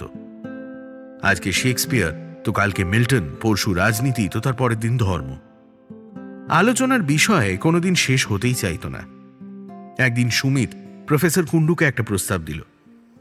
আচ্ছা স্যার, আমাদের কলেজে একটা স্টাডি সার্কেল শুরু করলে কেমন হয়? এই শুনে প্রফেসর কুণ্ডু উত্তর দিল, একটা কিছু খুলে দিলেই তো আর হলো না, এই সার্কেলে আদৌ লোকজন আসবে কিনা সেটাও তো দেখতে হবে। এবার সুশোভন বলল, কলেজ শেষ হলে তো প্রায় সব ছেলেই বাইরে ঘন্টার পর ঘন্টা আড্ডা মারতে ব্যস্ত থাকে, একটা ভালো কোনো ব্যাপার হলে তারা আসবে না বলছেন? এরপর আদিত্য বলল, ওভাবে ভাবলে কিছুই হবে না। বাইরে ছেলেরা আড্ডা মারে কারণ তাদের কাছে আড্ডা মারাটা আলাদা করে একটা কাজ। চট করে গল্পগুজব ছেড়ে কেউ পড়াশোনার বিষয় নিয়ে মাথা ঘামাবে না। এটা শুনে প্রফেসর কুণ্ডু বললেন, স্টাডি সার্কেল বিষয়টা আমার খুব পছন্দের। তোমরা যদি এই আইডিয়াটা নিয়ে এগিয়ে যাও তাহলে আমি তোমাদের সঙ্গে আছি, কিন্তু একটা কথা মাথায় রেখো, এই স্টাডি সার্কেল যাতে বাকি ছাত্রদের এমন কিছু দিতে পারে যেটা ওরা অন্য কোথাও পাবে না।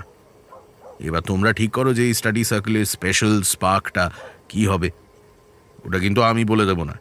ব্যাস, এই শুনে 3 বন্ধু শটান চেয়ার ছেড়ে উঠে দাঁড়ালো। তারা প্রফেসর কুণ্ডুকে কথা দিল যে 1 সপ্তাহের মধ্যে অভিনব কোনো আইডিয়া নিয়ে ওরা আবার এই ঘরে ফিরে আসবে। প্রফেসর কুণ্ডু 3 জনের দিকে তাকে একগাল হাসলেন। ওরা চলে যাওয়ার পর তিনি মনে মনে ভাবলেন, এরকম উৎসুক কয়েকজন ছাত্র একটা কলেজে থাকলেই গোটা পড়াশোনার আমেজটাই পাল্টে যায়, আর প্রফেসর হিসেবে ছাত্রদের ওপর গর্বও হয় খুব। সুমিত, সুশোভন আর আদিত্য কথা মতো ঠিক 1 সপ্তাহ পরে আবার প্রফেসর কুণ্ডুর ঘরের দরজায় টোকা মারল। প্রফেসর কুণ্ডু দরজায় টোকা শুনে বললেন, ভেতরে এসো। 3 জনে সুরসুর করে প্রফেসরের ঘরে ঢুকে গেল। আর কিছুক্ষণ কোনো কথা না বলে হাসি মুখে প্রফেসর কুণ্ডুর দিকে তাকিয়ে রইল। তিনি প্রশ্ন করলেন, তোমাদের মুখ দেখে মনে হচ্ছে যে তোমরা নির্ঘাত স্টাডি সার্কেল নিয়ে একটা কোনো ফন্দি বের করেছো। সুশোভন উত্তেজিত হয়ে উত্তর দিল, হ্যাঁ স্যার, বের করেছি। তো সেটা কি শুনি? স্যার, আপনি তো মাসে একবার ক্যান্টিনে গিয়ে সবাইকে আপনার টাকায় খাওয়ান। হ্যাঁ, সেটা তো আমার অনেক দিনের পুরনো নিয়ম। এবার আদিত্য এগিয়ে এসে বলল, স্যার ধরুন যদি এরকম হয় যে ওই 1 ঘন্টার ফ্রি ক্যান্টিনের সময়টা আপনি বাড়িয়ে 2 ঘন্টা করে দিলেন, আর সেই সঙ্গে আমরা এটাও প্রচার করলাম যে আমাদের স্টাডি সার্কেলটা ঠিক ওই সময়ই হবে, ক্যান্টিনের ঠিক পাশে ওই পুরনো গোডাউনটা পরিষ্কার করে নিলেই তো হয়ে যায়। শুধু একটা নিয়ম পাল্টাবে, যদি ফ্রিতে ক্যান্টিন থেকে খাবার খেতে হয় তাহলে অন্তত একবার স্টাডি সার্কেলে ঢু মেরে যেতে হবে, আর এই পুরো জিনিসটার নাম হবে free canteen and study circle. Sumit বলল, স্যার গোডাউনের আইডিয়াটা আর নামটা কিন্তু আমার মাথা থেকে বেরিয়েছে, ওটার ক্রেডিট যেন আদিত্য না পায়। 3 বন্ধুর আইডিয়া শুনে প্রফেসর কুণ্ডু অনেকক্ষণ কোনো উত্তর দিলেন না। সুমিত, সুশোভন আর আদিত্য ভাবল যে প্রফেসর বোধহয় ওদের এই আইডিয়াটা একেবারেই পছন্দ করেননি। কিন্তু পর মুহূর্তেই প্রফেসর কুণ্ডুর ঠোঁটের কোণায় এক ঝিলিক হাসি দেখা গেল। আইডিয়াটা খুব ভালো, আমি এই ভাবনায় একটা নতুনত্বের গন্ধ পাচ্ছি। কিন্তু কি কিন্তু স্যার? এই যে ফ্রি ক্যান্টিনের সময়টা তোমরা 1 ঘন্টা বাড়িয়ে দিলে, আমার পকেটের উপর যে চাপটা বাড়বে সেটার কি হবে? আদিত্য আমতা আমতা করে বলল, না মানে স্যার, আমরা কিন্তু ওভাবে আপনার টাকা খরচ করব ভেবে এই ফন্দিটা বের করিনি। আপনি চাইলে কিন্তু আমাদের সব ছাত্রদের থেকে ডোনেশন নিয়ে একটা ফান্ড তৈরি করেও কাজটা করতে পারেন। এই শুনে প্রফেসর কুণ্ডু নিজের চেয়ার ছেড়ে আদিত্যের দিকে এগিয়ে এলেন। তারপর নিজের পকেট থেকে ওই কুখ্যাত বেতটা বের করে সজোরে আদিত্যর কাঁধে একটা বাড়ি মারলেন। আদিত্য ওরে বাবা রে বলে লাফিয়ে উঠল। তারপর প্রফেসর কুণ্ডুকে প্রশ্ন করল, ও স্যার, আপনি আমায় মারলেন কেন? আমি তো কোনো ইংরেজি শব্দের ভুল উচ্চারণ করিনি। না, তা করনি, তবে ইংরেজি শব্দের ভুল প্রয়োগ করেছ। এক্ষেত্রে কথাটা ক্রাউড ফান্ডিং হবে, ডোনেশন না। কিন্তু স্যার, আপনি তো আগে শুধু ভুল উচ্চারণের জন্য শাস্তি দিতেন।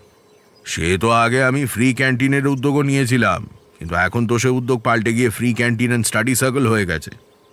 ভালো নিয়ম যখন পাল্টে আরো ভালো হচ্ছে, খারাপ নিয়মগুলো পাল্টে আর একটু খারাপও তো হওয়া উচিত, তাই না? এই শুনে ঘরে উপস্থিত 4 জনেই হো হো করে হেসে উঠল। তবে এই স্টাডি সার্কেলের ব্যাপারটা কিন্তু কোনোদিন বাস্তবায়িত হলো না, কারণ ওই 3 বন্ধুর সঙ্গে কথা বলার 1 মাসের মধ্যে প্রফেসর কুণ্ডুর একটা স্ট্রোক হলো।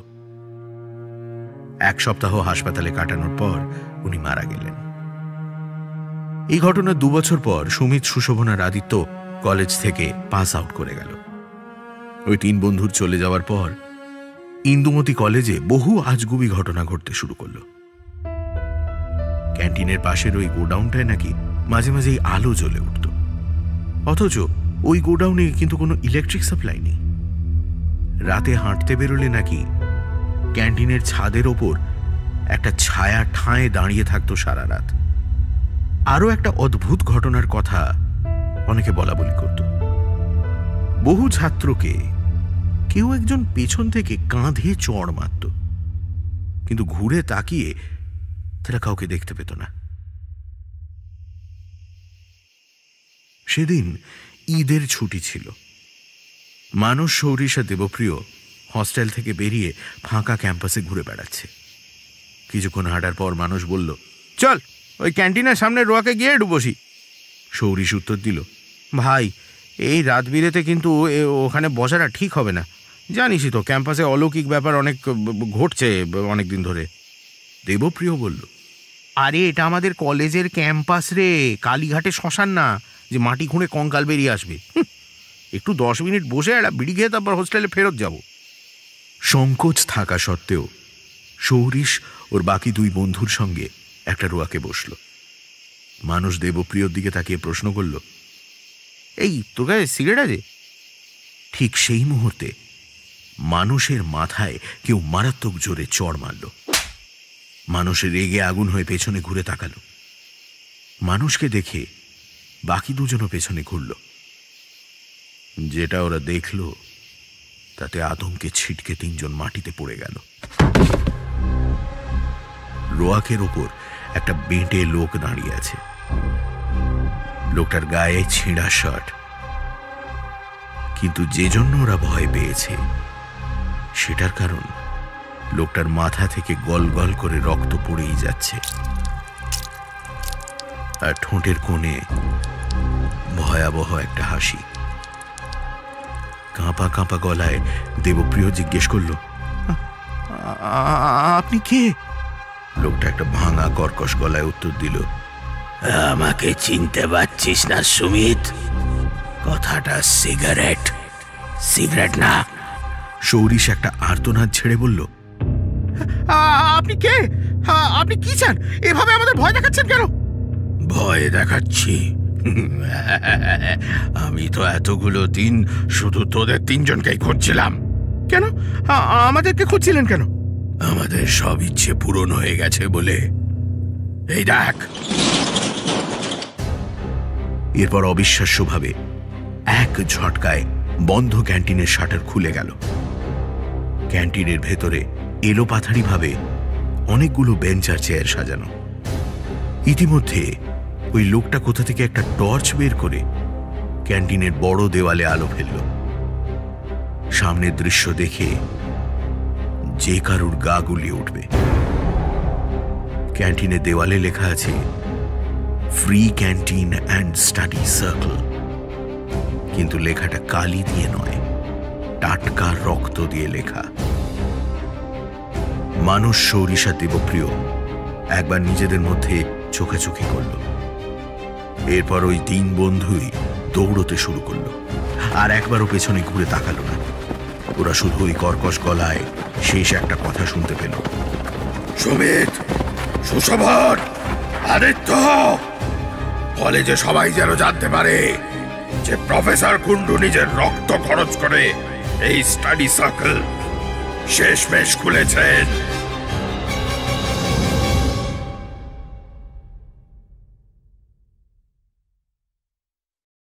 হাড় হিম হরর আপনারা শুনতে পারেন এক্সক্লুসিভলি মির্চি বাংলার ইউটিউব চ্যানেল এবং গানা।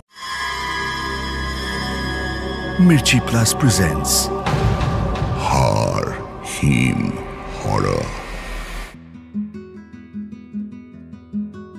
ভোম্বলপুরের কথা আপনি সচরাচর কারোর মুখে শুনবেন না। পুরুলিয়াতে অবস্থিত এই গ্রাম সভ্যতা থেকে এতটাই বিচ্ছিন্ন যে গ্রামের মানুষজন ছাড়া এই গ্রাম নিয়ে কেউই আপনাকে সঠিক একটা খবর দিতে পারবে না। কিন্তু কুন্তল মণ্ডল একদিন এই দুষ্কর কাজটা করে দেখিয়ে দিল। একদিন সকালবেলা সে ব্যাগ নিয়ে বেরিয়ে পড়ল আর কয়েক ঘন্টার মধ্যে পৌঁছে গেল ভোম্বলপুর গ্রামে।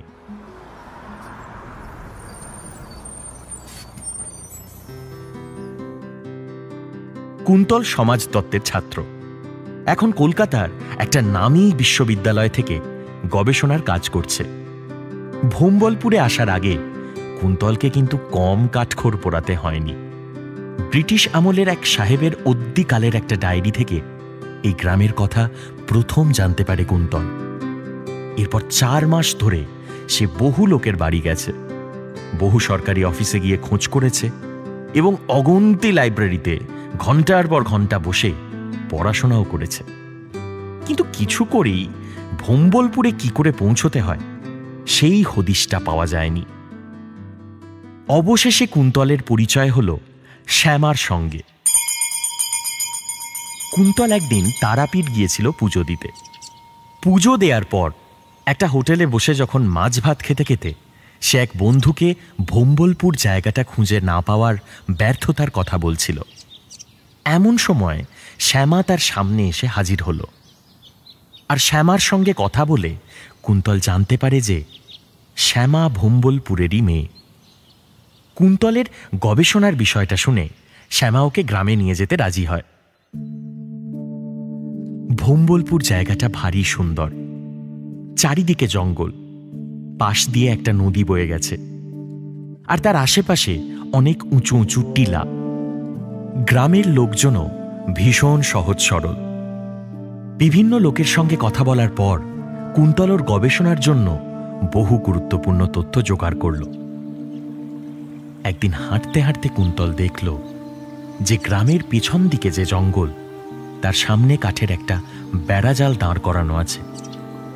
গ্রামের পঞ্চায়েত প্রধানকে গিয়ে এই ব্যাপারে জিজ্ঞেস করল কুন্তল। প্রধান তাকে বলল, ওই দিকের জঙ্গলে আমরা কেউ খুব একটা পা রাখি না। ওই জঙ্গলে কিন্তু ভোমরা রাক্ষস থাকে, বুঝলে? আমাদের গ্রাম এমনিতে খুবই খোলামেলা, তোমার বড্ড ভাল লাগবে। তুমি যতদিন আছো যেখানে ইচ্ছে পারো যাও, কিন্তু বাবাটি দয়া করে ওই দিকের জঙ্গলে যেও না, ভয়ানক বিপদ হতে পারে কিন্তু। কুন্তল প্রধানবাবুকে কথা দিল যে সে ওদিকে কোনোদিন যাবে না, কিন্তু কিছুদিন পর তার মনের মধ্যে একটা বিটকেল শহুরে কৌতূহল দেখা দিল। আচ্ছা, এই ভোমরা রাক্ষসটা কারা? এটা কি কোনো কুসংস্কারের ফল, নাকি এই রাক্ষসরা গ্রামবাসীর কাছে দেবতার সমান? এইসব প্রশ্নের উত্তর পাবার জন্য কুন্তল প্রধানের নিষেধাজ্ঞা অমান্য করেই একদিন রাত্রিবেলা ঢুকে পড়ল সেই জঙ্গলে। কিন্তু শ্যামা বলে যে মেয়েটা ওর পিছু নিয়েছে সেটা ও তখনও জানতে পারেনি। কুন্তল জঙ্গলে ঢুকতে না ঢুকতেই তার নাকে একটা অদ্ভুত মিষ্টি গন্ধ আসতে শুরু করল। ঝোপে ঝাড়ে অদ্ভুত কিছু একটা আওয়াজও শুনতে পেল। এরপর দুটো জিনিস খুব তাড়াতাড়ি হয়ে গেল।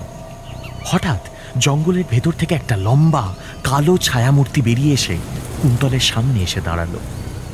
তারপর ধীরে ধীরে তার দিকে এগিয়ে আসতে থাকল।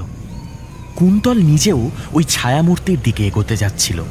এমন সময় পেছন থেকে শ্যামা দৌড়ে এসে নিজের হাত দুটো দিয়ে কুন্তলের চোখগুলোকে ঢেকে দিল। তারপর শ্যামা চিৎকার করে বলল, কুন্তল দা, যাই হয়ে যাক না কেন তুমি কিন্তু একদম চোখ খুলবে না। কুন্তল ইতিমধ্যে ভয়ে ঠান্ডা হয়ে গেছে, আর সে বুঝতে পারছে যে কোনো একটা অমানবিক প্রাণী তার সারা গায়ে হাত বোলাচ্ছে। হঠাৎ কুন্তল তার মায়ের গলার একটা আওয়াজ শুনতে পেল। সোনা, সোনা বাবা, এটা আমি তোর মা এসেছে দেখেও একবার চোখ খুলবি না বাবা?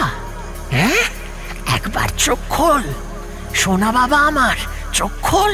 কুন্তল তাও চোখ খুলল না। ঝোপের আওয়াজ শুনে সে বুঝতে পারল যে ওই প্রাণী আবার জঙ্গলের ভেতর ঢুকে গিয়েছে। শ্যামা এই কথা গ্রামে কাউকে জানায়নি।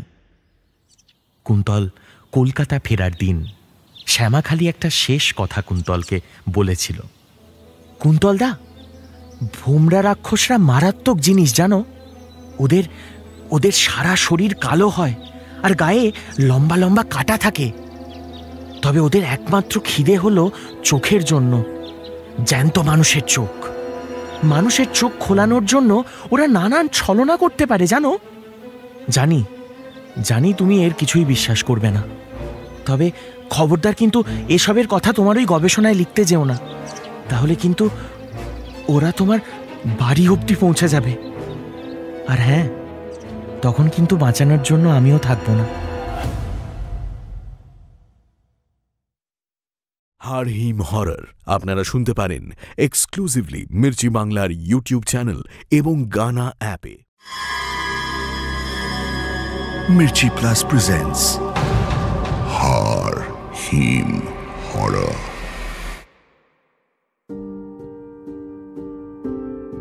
শ্যামবাজারের একটা জমিদার বাড়িতে মণি থাকত। ঘর মোছা, ঝাড়ু দেওয়া ইত্যাদি এই কাজগুলো করার জন্য তাকে রাখা হয়েছে। মনির বাবা এই বাড়িতেই কাজ করত। পার্টিশনের সময় মনির গোটা পরিবার এপার বাংলায় চলে আসে। বহুদিন তারা শিয়ালদার রেফিউজি ক্যাম্পে ছিল। তারপর ওর বাবা এদিক ওদিক দিশেহারার মতো কাজ খুঁজতে শুরু করেছিল। অবশেষে এই শ্যামবাজারের সাহা বাড়িতে তাকে পরিবার সমেত থাকতে দেওয়া হয়েছিল। 5 বছর আগে মনির বাবা মারা যায়।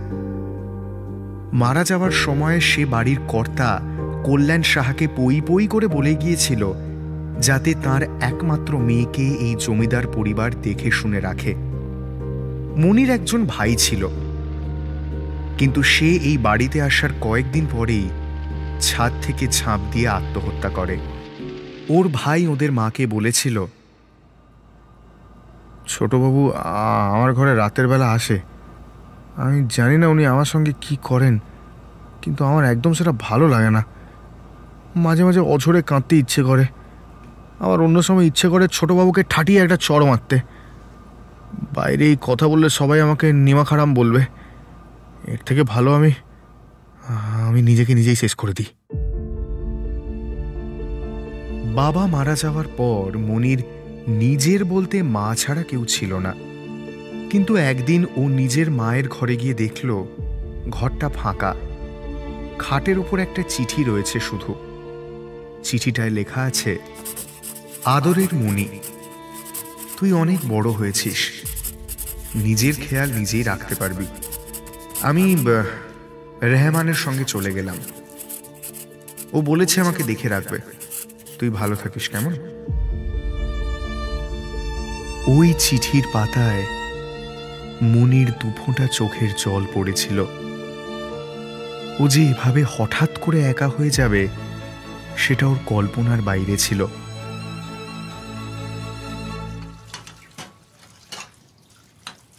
দেখতে দেখতে অনেকগুলো বছর কেটে গেল। ছোট মনি এখন বড় হয়েছে, সে একা হাতে গোটা সাহাবাড়ির সব কাজ করে। দিনের কাজ শেষ করার পর বিকেলবেলা রোজ মনি ছাদে উঠে অনেকক্ষণ চুপচাপ বসে থাকে। সারাদিনে তার এইটুকুই আরাম করার সময়। সে সূর্যাস্ত দেখে আর রোজ মনে মনে এটাই ভাবে, দিনের একটা সময় যদি আমার পাশে আমার হাতটা ধরে কেউ বসে থাকতো তাহলে আমার আর একা লাগতো না, আমি কোনো ক্লান্তিও অনুভব করতাম না। এভাবে থাকতে আর ভালো লাগছে না। জগতে ঈশ্বর আছেন, তাই তিনি মনির এই ইচ্ছের কথা শুনতে পেয়েছিলেন। কারণের কয়েকদিন পরেই সাহা বাড়িতে একটি ভাড়াটে পরিবার এসে ওঠে, কিন্তু কে এলো না এলো সেই বিষয়ে মনি খুব একটা মাথা ঘামায়নি। সে শুধু জানতো যে একজন মহিলা আর পুরুষ আর তাদের ছেলে এসেছিল। শহরে তখন সবে বৃষ্টি শুরু হয়েছে। একদিন বিকেলে মনির খুব ইচ্ছে করে বৃষ্টিতে ভিজতে। সে রোজকার মতো একা ছাদে উঠে ওই বৃষ্টির মধ্যেও এক কোণায় বসে থাকে। হঠাৎ করে একদিন এমন বৃষ্টি আর বাজ পড়তে শুরু করে যে মনি খুব ভয় পেয়ে যায়। সে তাড়াতাড়ি উঠে নিচে নামতে যায়। ছাদের দরজার কাছে একজনের সঙ্গে সে খুব জোরে ধাক্কা খায়। দুজনেই দুদিকে ছিটকে পড়ে। কিছুক্ষণ পর মনি বুঝতে পারে যে তাকে কেউ একজন উঠে দাঁড়াতে সাহায্য করল। সে যখন মাথার তালু ঘষতে ঘষতে উঠে দাঁড়ালো তখন লোকটা জিজ্ঞেস করল, আপনি আপনি ঠিক আছেন? আসলে আমি একদম বুঝতে পারিনি, এভাবে ধাক্কা দেওয়ার জন্য আমি খুব দুঃখিত। মনি কেন জানি না একটু লজ্জাই পেল। সে আস্তে করে জবাব দিল, না না ঠিক আছে, বাজ পড়ছে শুনে আমিও দৌড়ে বেরোতে গেছিলাম, আমারও দোষ আছে। আর আমি বাজ পড়ছে শুনেই ছুটে ছাদে আসছিলাম। আপনার বাজে ভয় লাগে না? না, আমি বাজ পড়ছে শুনেই আরো তাড়াহুড়ো করে এলাম। আপনি খুব সাহসী। এতে সাহসের কি আছে? বাজটা যদি আপনার মাথায় পড়ে? এই শুনে লোকটা হেসে ফেলল। তাই দেখে মনি প্রশ্ন করল, কি হাসছেন কেন? লোকটা জবাব দিল, আপনি একা এখানে আসেন বলে আপনার ভয় লাগে, কারোর সঙ্গে আসলেই আর ভয় লাগবে না। এরপর দুজনেই কিছুক্ষণ চুপ করে থাকল। তারপর লোকটা আবার বলল, আপনি তো রোজ বিকেলেই ছাদে আসেন, আপনার আপত্তি না থাকলে আমিও আপনার পাশে এসে চুপ করে বসতে পারি। মনি এই কথার কোনো উত্তর দিল না, শুধু হাসল। এবার লোকটা জিজ্ঞেস করল, আপনি তো সাহা বাড়িতে কাজ করেন, আপনার নাম কি? মনি। বাহ, ভারী সুন্দর নাম তো। আপনার নাম কি? আমার নাম রুদ্র। আমি এই কয়েকদিন হলো আমার বাবা মায়ের সঙ্গে নিচের তলায় ভাড়াটে হয়ে এসেছি। এই কয়েক মিনিট রুদ্রর সঙ্গে কথা বলে মনির মনে হলো যেন এতদিনের একাকিত্ব এক নিমেষে কেটে গেছে। মনি রুদ্রকে বলল, আমি বিকেল 5টা নাগাদ রোজ ছাদে আসি, আপনার ইচ্ছে হলে আপনিও আসবেন। রুদ্র ওর কথা রাখল। প্রত্যেক দিন বিকেল 5টার সময় মনি ছাদে উঠেই রুদ্রকে দেখতে পেত। প্রথম দিন ওরা পাশাপাশি বসল। তার 2 দিন পর ওরা একে অপরের হাত ধরল। যত দিন এগোলো রুদ্র আর মনির ঘনিষ্ঠতাও বাড়তে থাকল। সাহাবাড়ির লোকজন এটা লক্ষ্য করল ঠিকই, তবে কেউ কিছু বলল না।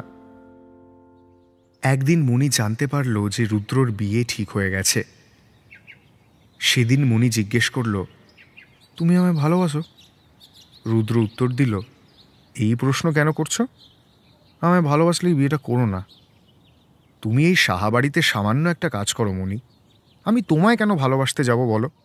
মনি কিছু বলার আগেই রুদ্র চলে গেল। আর এই দিনের পর থেকে রুদ্র ছাদে আসা বন্ধ করে দিল। শুধু তাই নয়, সে সারা পাড়ায় মনির নামে নানান অপবাদ ছড়াতে শুরু করল। এই খবর যখন সাহা পরিবারের সদস্যরা জানতে পারল, তখন একটা ভয়ঙ্কর পরিস্থিতি সৃষ্টি হল। মনিকে মারধর করা, তাকে অন্ধকার ঘরে আটকে রাখা, আরও না জানি কত অত্যাচার মেয়েটার ওপর করা হলো। রুদ্র ছেলেটা যে আদপে ধান্দাবাজ, সেটা বুঝতে মনির অনেক দেরি হয়ে গেছে। মনি মনে মনে বুঝতেই পেরেছিল যে যেই ছাদ থেকে ওর ছোট ভাই ঝাঁপ দিয়ে মরেছিল, সেই একই কাজ আজকে মনিকে করতে হবে। ওর এই দুনিয়ায় আর কেউ নেই। পরিবারের সবাই ওকে একা করে দিয়ে চলে গেছে, সেটাও মেনে নিয়েছিল। কিন্তু রুদ্র চলে যাওয়ার পর আবার সেই পুরনো একাকিত্বে মনি ফিরে যেতে পারবে না। ছাপ দেওয়ার আগে মনি চিৎকার করে বলেছিল, রুদ্র, তোকে আমি অভিশাপ দিলাম, তুই যার সঙ্গেই থাকবি তার মধ্যে আমার মুখ দেখতে পাবি। রুদ্র এই কথা সেদিন শুনতে পেয়েছিল কিনা জানি না, তবে মৃত্যুর মুখে কেউ সচরাচর মিথ্যে কথা বলে না। মনির আপন বলতে তো কেউ ছিল না, তাই খুব সহজেই তাকে সবাই ভুলে গেল। সাহাবাড়ি রুদ্রর বিয়ে নিয়ে মেতে উঠল, কিন্তু ফুলশয্যার রাতে একটা আকস্মিক ব্যাপার ঘটল। নতুন বউয়ের চিৎকারে সকলের ঘুম ভেঙে গেল। রুদ্রর মা বাবা আর সাহা পরিবারের বাকিরা যখন রুদ্রর ঘরে গেল, তখন দেখল নতুন বউ মাটিতে লুটিয়ে পড়ে অঝরে কাঁদছে, আর বিছানায় রুদ্র অসাড় হয়ে পড়ে আছে। ওর মুখ থেকে গ্যাঁজলা উঠছে, আর ওর নিস্তেজ চোখগুলো দেখে মনে হচ্ছে যেন এক্ষুনি ঠিকরে বেরিয়ে আসবে। কল্যাণ সাহা আঁতকে উঠে জিজ্ঞেস করল, কি হয়েছে? নতুন বউ কাঁদতে কাঁদতে জবাব দিল, আমি ওর কাছে আসতেই ও খুব ভয় পেয়ে গেল, আমার থেকে ছিটকে দূরে সরে গেল, আর আমার দিকে তাকিয়ে বলল, মনি তুই তো মরে গেছিলি, তুই আমার ঘরে কি করছিস মনি? নতুন বউ এই কথাটা বলা মাত্রই সারা বাড়ি একটা আওয়াজে গমগম করে উঠল। নতুন বউ ছাড়া বাকিরা সবাই বুঝতে পারল এটা কার গলার আওয়াজ। রুদ্র, তোকে আমি অভিশাপ দিলাম যে তুই যার সঙ্গেই থাকবি তার মধ্যে আমার মুখ দেখতে পাবি।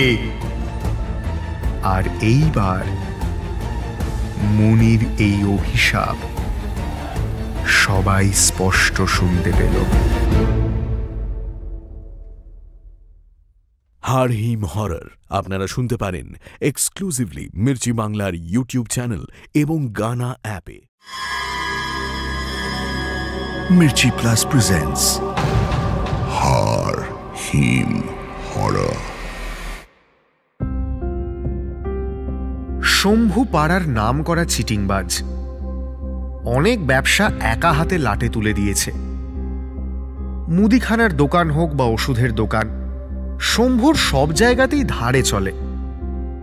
শম্ভুকে দেখা মাত্রই অনেকে দোকানের ঝাঁপ নামিয়ে দেয়, না হলেই শম্ভু এসে কান্নাকাটি শুরু করে দেবে। ননীগোপাল তো এই কান্না শুনেই গলে গেল। অবশ্য কি বা করবে? ভর দুপুরে শম্ভু একদিন দোকানে এসে কাঁদো কাঁদো স্বরে বলল, মেয়ে দুটো না খেয়ে আছে, ঘরে এক কৌটো চাল অবধি নেই। কিছু চাল আর দুটো আলু দাও না ধারে, আমি শোধ করে দেবো আমার মেয়ে দুটো। প্রথম দিকটায় ননীগোপাল শক্ত হয়ে বলেছিল, না না, আমি ধারে দিতে পারবো না। কিন্তু শম্ভু একেবারে নাছোড়বান্দা। ধরা গলায় হাত দুটোকে জড়ো করে বলেছিল, আমি কি তোমার চাল আলু নিয়ে অন্য দেশে পালাবো নাকি? দিয়েই তো দেবো, মেয়েদের জন্য চাইছি। তুমি ননীগোপালের বউ সাদা সিধে মাটির মানুষ। স্বামীর কাছে গিয়ে মায়া জড়ানো গলায় বলেছিল, বৃহস্পতিবার দুপুরবেলা এরকম কান্নাকাটি করছে, কত টাকাই বা ধার হবে, দিয়ে দাও না। সেই শম্ভুর ধার নেওয়া শুরু হয়েছিল। তারপর কখনো বউকে পাঠায়, কখনো মেয়েকে। এমনকি কাকুতি মিনতিতে ননীগোপাল না ভুললে শম্ভু চমকাতেও দ্বিধা করেনি। সন্ধেবেলা মদের সঙ্গে খাওয়ার ঝাল চানাচুরটা অবধি বহুদিন ধারে নিয়ে গেছে। আবার মদ খেয়ে এসে ধারে আটা দেয়নি বলে ঝামেলা ঝঞ্ঝাটও করেছে। শেষমেশ ধারে জিনিস দিতে দিতে ননীগোপাল একেবারে জর্জরিত হয়ে গেল। দোকান চালানোই ওর পক্ষে দায়। মহাজন তো আর এসব ধারের ধার ধারবে না। শেষমেশ বাধ্য হয়ে দোকান বন্ধ করতে হলো। ননীগোপালেরও বয়স কম হয়নি। তিনটি উপযুক্ত ছেলে, চাকরি বাকরি করে, বিয়ে থা করেছে, নিজেদের সংসার আছে। তা বলে বাবা মাকে যে দেখে না তা নয়, কিন্তু ননীগোপাল চিরকাল টাকা কামিয়েছে। ছেলের কাছে হাত পেতে টাকা চাওয়ার জীবন ওর পোষাবে কেন? ওই একদিনই বড় ছেলের কাছে টাকা চেয়েছিল। অনেক কৈফিয়ত নিয়ে বড় ছেলে 100 টাকা মতো দিয়েছিল। ননীগোপাল বেশি দেরি করেনি। ওই টাকাতেই দড়ি কিনে এনে হঠাৎ একদিন গলায় ফাঁস লাগিয়ে ঝুলে পড়ল।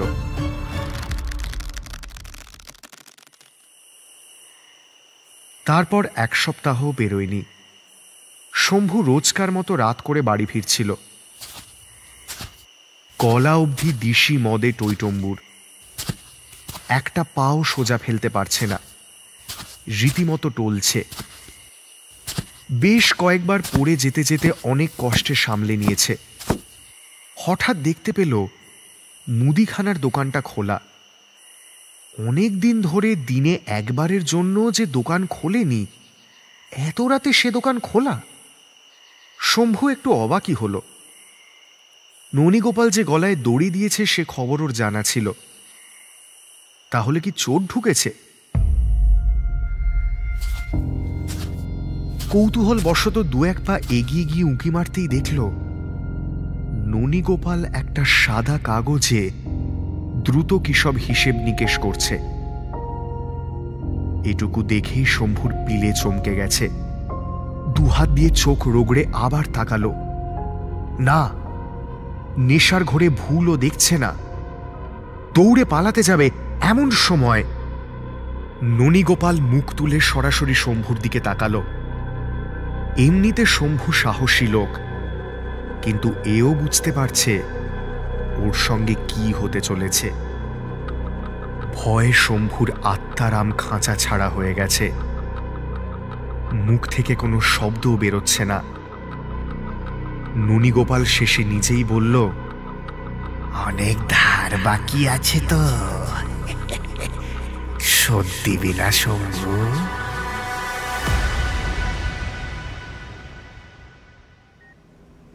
শম্ভুর ঘুম ভেঙেছিল একেবারে সরকারি হাসপাতালের জেনারেল ওয়ার্ডে। রাস্তায় নাকি অজ্ঞান হয়ে পড়েছিল। কিছুতেই জ্ঞান ফেরানো যাচ্ছিল না। অনেকেই শম্ভুকে জিজ্ঞেস করেছে, হ্যাঁ রে, ঠিক কি হয়েছিল বলতো? শেষ কি মনে আছে? কোথায় ছিলি তুই? শম্ভু এদের কাউকেই কিছু বলেনি। হাসপাতাল থেকে ছাড়া পাওয়ার পর ননীগোপালের বড় ছেলেকে বেশ কিছু টাকা দিয়ে এলো। যা ধার ছিল তার চেয়ে বেশি বই কম হবে না। বাদবাকি সমস্ত ধারও কয়েক মাসের মধ্যেই মিটিয়ে ফেলল। এরপর দেখতে দেখতে বছর দুয়েক কেটেও গেছে। শম্ভু আর কোথাও কোনো ধার করেছে বলে এখনো অবধি শোনা যায়নি। হারহিম হরর আপনারা শুনতে পারেন এক্সক্লুসিভলি মির্চি বাংলার ইউটিউব চ্যানেল এবং গানা অ্যাপে। Mirchi Plus presents Har-Him Horror. Fatema আর ওর মা রাজিয়া পার্ক সার্কাসের রেল লাইনের পাশে একটা ছোট্ট বস্তিতে থাকে। আগামীকাল ফাতেমার 10 বছরের জন্মদিন। ফাতেমা সারাদিন ধরে মায়ের পেছন পেছন ঘুরছে। রাজিয়া এই দেখে ফাতিমাকে জিজ্ঞেস করল, তুমি কি কিছু বলবে বেটা? ফাতিমা এই শুনে একটু লজ্জা পেয়ে মুখ নামিয়ে নিল। রাজিয়া কাঁচা জামাকাপড় ভাঁজ করছিল। সেই কাজ থামিয়ে সে ফাতিমাকে ওর পাশে এসে বসতে ইশারা করল। ফাতিমা বাধ্য মেয়ের মতো মায়ের পাশে গিয়ে বসল। এবার রাজিয়া বলল, মাকে বলবে না বেটা তোমার কি হয়েছে? সারাদিন আমার কাজ ছাড়লে না, কিন্তু জিজ্ঞেস করলে কিছু বলছো না। এবার কিন্তু আমি নিজের কাজ ছেড়ে ফাতিমার কথা শুনতে এসেছে। এবারও কি আমার বেটা কিছু বলবে না? ফাতিমা ভয়ে ভয়ে মুখ তুলে মায়ের দিকে তাকালো। তারপর আস্তে আস্তে বলল, আমার কথা শুনে তুমি রাগ করবে না তো আম্মি? রাজিয়া হেসে উত্তর দিল, এই যে দেখো তোমার আম্মি হাসছে, তার মানে তো আম্মি খুশি। কেউ খুশি হলে রাগ করে নাকি? মায়ের এই কথা শুনে ফাতিমা মনে একটু সাহস পেল। একটা মিষ্টি হাসি হেসে মাকে বলল, আম্মি কতদিন তোমার হাতের বিরিয়ানি খাই না। কালকে তো আমার হ্যাপি বার্থডে, ফাতিমার জন্য কি আম্মি একটু বিরিয়ানি বানাবে? রাজিয়ার ঠোঁট থেকে হাসি এক মুহূর্তের জন্য উধাও হয়ে গেল। এটা দেখে ফাতিমার চোখে মুখে আবার আতঙ্ক ফিরে এলো। সে মনে মনে ভাবল, আমার বোধহয় এই আবদারটা করা একেবারেই উচিত হয়নি। আম্মি তো আমাকে অনেকবার বুঝিয়ে বলেছে কেন সে আর কখনো বিরিয়ানি বানাতে চায় না, কিন্তু আমি এটা আম্মিকে না বলে যে আমার পেটের ভেতর কেমন গুড়গুড় করছিল। আম্মির রাগ আরো বেড়ে যাওয়ার আগে আমি বরং অন্য ঘরে গিয়ে পড়তে বসে যাই। এরপর ফাতিমা বিছানা থেকে উঠে দরজার দিকে হাঁটতে শুরু করল। ঠিক এই সময় রাজিয়া ওকে পিছু ডাকল, ফাতেমা বেটা একবার আম্মির পাশে এসে বসো। ফাতিমা মনে দ্বিগুণ ভয় নিয়ে গুটিসুটি পায়ে আবার মায়ের পাশে গিয়ে বসল। রাজিয়া ফাতিমার দিকে অনেকক্ষণ তাকিয়ে থাকল। তারপর রাজিয়ার ঠোঁটে আবার সেই পুরনো হাসিটা ফিরে এলো। মায়ের মুখে হাসি দেখে ফাতিমার চোখগুলো খুশিতে জল করে উঠল। সে রাজিয়াকে জিজ্ঞেস করল, আম্মি তুমি আমার উপর রাগ করনি? রাজিয়া এই শুনে পাল্টা প্রশ্ন করল, আচ্ছা বেটা তুমি কি জানো আমি আর বিরিয়ানি বানাই না কেন? আমি তো এটাই জানি, যে তোমাকে বিরিয়ানি বানানো শিখিয়েছিল সে এখন তার আর দেশে চলে গেছে, আর তাকে তুমি কথা দিয়েছিলে যে সে চলে যাওয়ার পর আর কোনোদিন বিরিয়ানি বানাবে না। ব্যাস এইটুকুই। তুমি একদম ঠিক জানো, কিন্তু যে আমাকে বিরিয়ানি বানানো শেখালো সে কে জানো? না আমি তো জানি না। তোমার আব্বু। ফাতিমা অনেকক্ষণ নিজের মায়ের দিকে হাঁ করে তাকিয়ে থাকল। রাজিয়া ফাতিমাকে সবসময় বলে এসেছে যে ওদের পরিবারে ওরা দুজন ছাড়া কেউ ছিল না। আজকে তাই মায়ের মুখের থেকে ওর আব্বুর কথা শুনে সে প্রথমে কিছুই বুঝতে পারল না। আরও কিছুক্ষণ রাজিয়ার দিকে ফ্যাল ফ্যাল করে তাকিয়ে থাকল। রাজিয়া ফাতিমাকে জিজ্ঞেস করল, বেটা তুমি কিছু বলবে না? মায়ের প্রশ্ন শুনে ফাতিমা উত্তর দিল, তুমি যে বলেছিলে আমরা দুজন ছাড়া এই বাড়িতে কেউ থাকতো না, তোমাকে আমি মিথ্যে বলিনি। আসলে তখন তুমি এতটাই ছোট ছিলে যে তোমার কিছু মনে নেই। 4 মাস বয়স তোমার। তোমার আব্বু বিল্ডিং ঢালাইয়ের কাজ করত। একদিন খুব বৃষ্টির মধ্যে বাড়ি ফিরছিল। রেল লাইনের সামনে এসে আমাকে ফোন করলো। আমি বেরিয়ে এলাম, দেখলাম একটা ট্রেন ওই লাইন ধরেই আসছে। তোর আব্বুকে এপার থেকে বললাম এক্ষুনি লাইন পার না করতে, ট্রেন আসছে। তোর আব্বু বলল যে ট্রেন আসার আগেই সে দৌড়ে লাইন পার করে নেবে, কোনো চিন্তা নেই। ট্রেনটা প্রায় কাছে এসে গেছে, ঠিক সেই সময় তোর আব্বুর দৌড়ে রেল লাইন পার করতে গেল। আল্লাহ আমাদের ভাগ্যে কি লিখেছিলেন জানি না, লাইন পার করতে গিয়ে হঠাৎ তোর আব্বু ভেজা প্যান্টে পা জড়িয়ে পড়ে গেল। তারপর কি হলো আম্মি? চলন্ত ট্রেন মানুষের উপর দিয়ে চলে গেলে কি আর সেই মানুষ বেঁচে থাকে বেটা? তারপর কি আব্বু তোমার সামনেই হেঁটে হেঁটে তারার দেশে চলে গেল? হ্যাঁ, একদম আমার সামনেই। ফাতেমা লক্ষ্য করল যে গল্পটা বলতে বলতে ওর মায়ের চোখ থেকে কয়েক ফোঁটা জল পড়ল। চোখ থেকে জল পড়ছে এটা বুঝতে পেরে রাজিয়া তাড়াতাড়ি ওড়না দিয়ে চোখ মুছল। ফাতেমা খাটের ওপর উঠে দাঁড়িয়ে রাজিয়ার মাথায় হাত বোলাতে বোলাতে বলল, তার মানে তোমাকে প্রথম আব্বু বিরিয়ানি বানানো শিখিয়েছিল? রাজিয়া এক গাল হেসে উত্তর দিল, হ্যাঁ, যদিও তোমার আব্বুর মতো অসাধারণ বিরিয়ানি বানানোর ক্ষমতা আমার নেই, কিন্তু আমি যতটুকু শিখেছি বিরিয়ানির ব্যাপারে সব তোমার আব্বুর থেকে। আর তাই তোমার আব্বু তারার দেশে চলে যাওয়ার পর আমি ঠিক করেছিলাম আর কোনো দিন বিরিয়ানি রান্না করব না। ফাতেমা এবার রাজিয়াকে জড়িয়ে ধরে বলল, তোমাকে আমি বিরিয়ানি বানানোর কথা বলে কষ্ট দিলাম, তাই না আম্মি? রাজিয়া ফাতেমার মাথায় একটা চুমু খেয়ে উত্তর দিল, আমার বেটা কখনো আমায় কষ্ট দিতে পারে নাকি?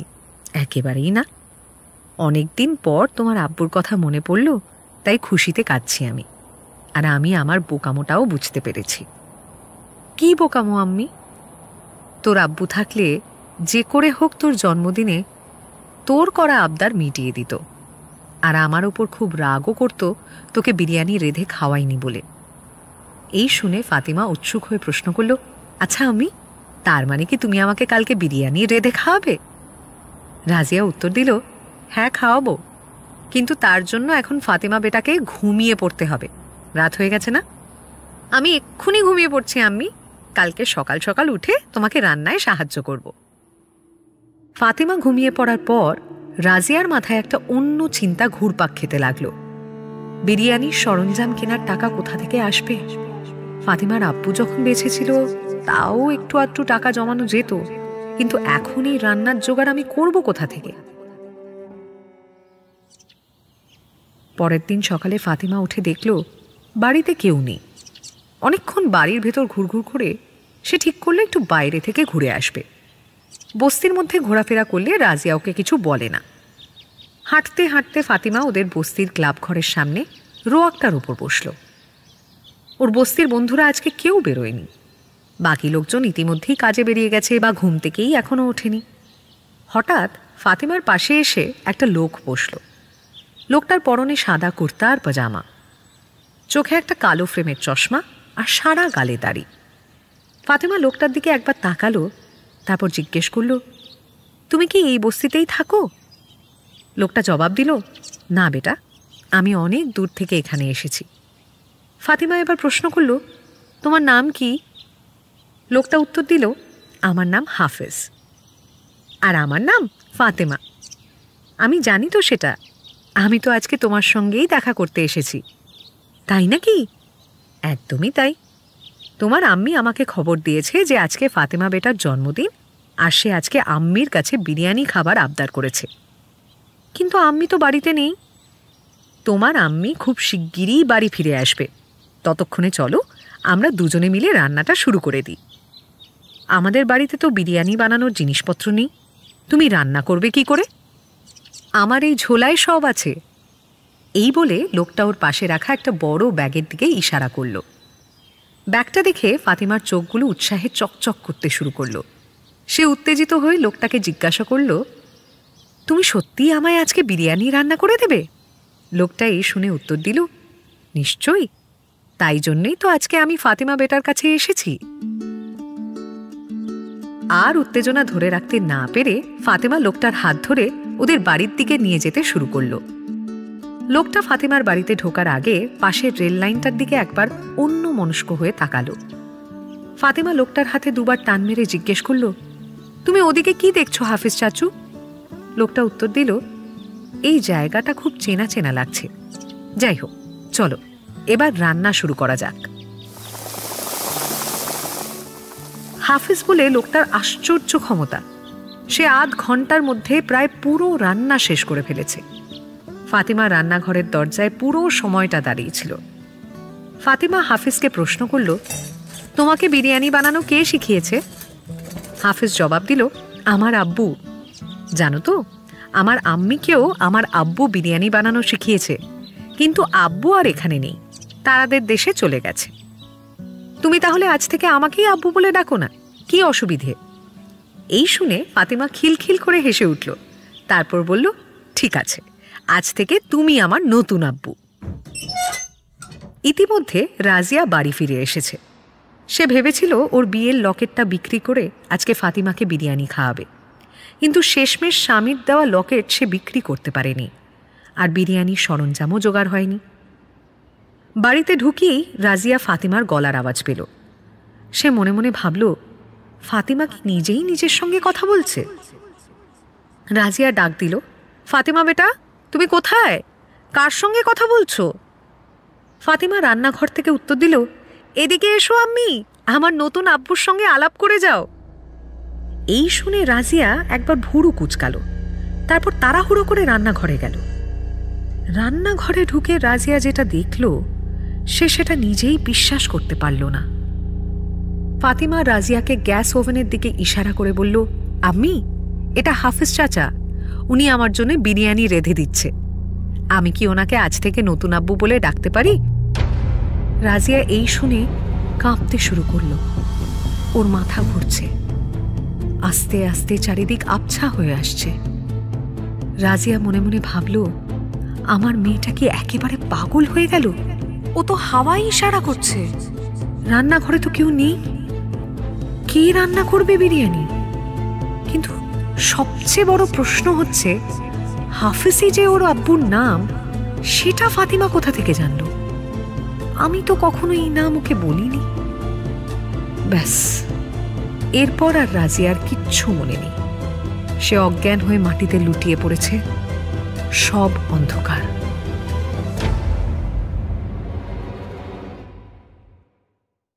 হারহিম হরর আপনারা শুনতে পারেন এক্সক্লুসিভলি মির্চি বাংলার ইউটিউব চ্যানেল এবং গানা অ্যাপে।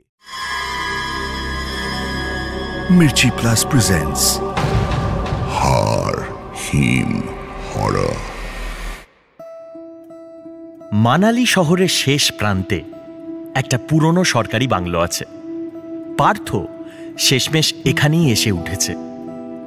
কলকাতার ভয়াবহ সূর্যের তাপ থেকে বাঁচতে এখন গরমকালে যে পারে এই দিকটায় চলে আসে।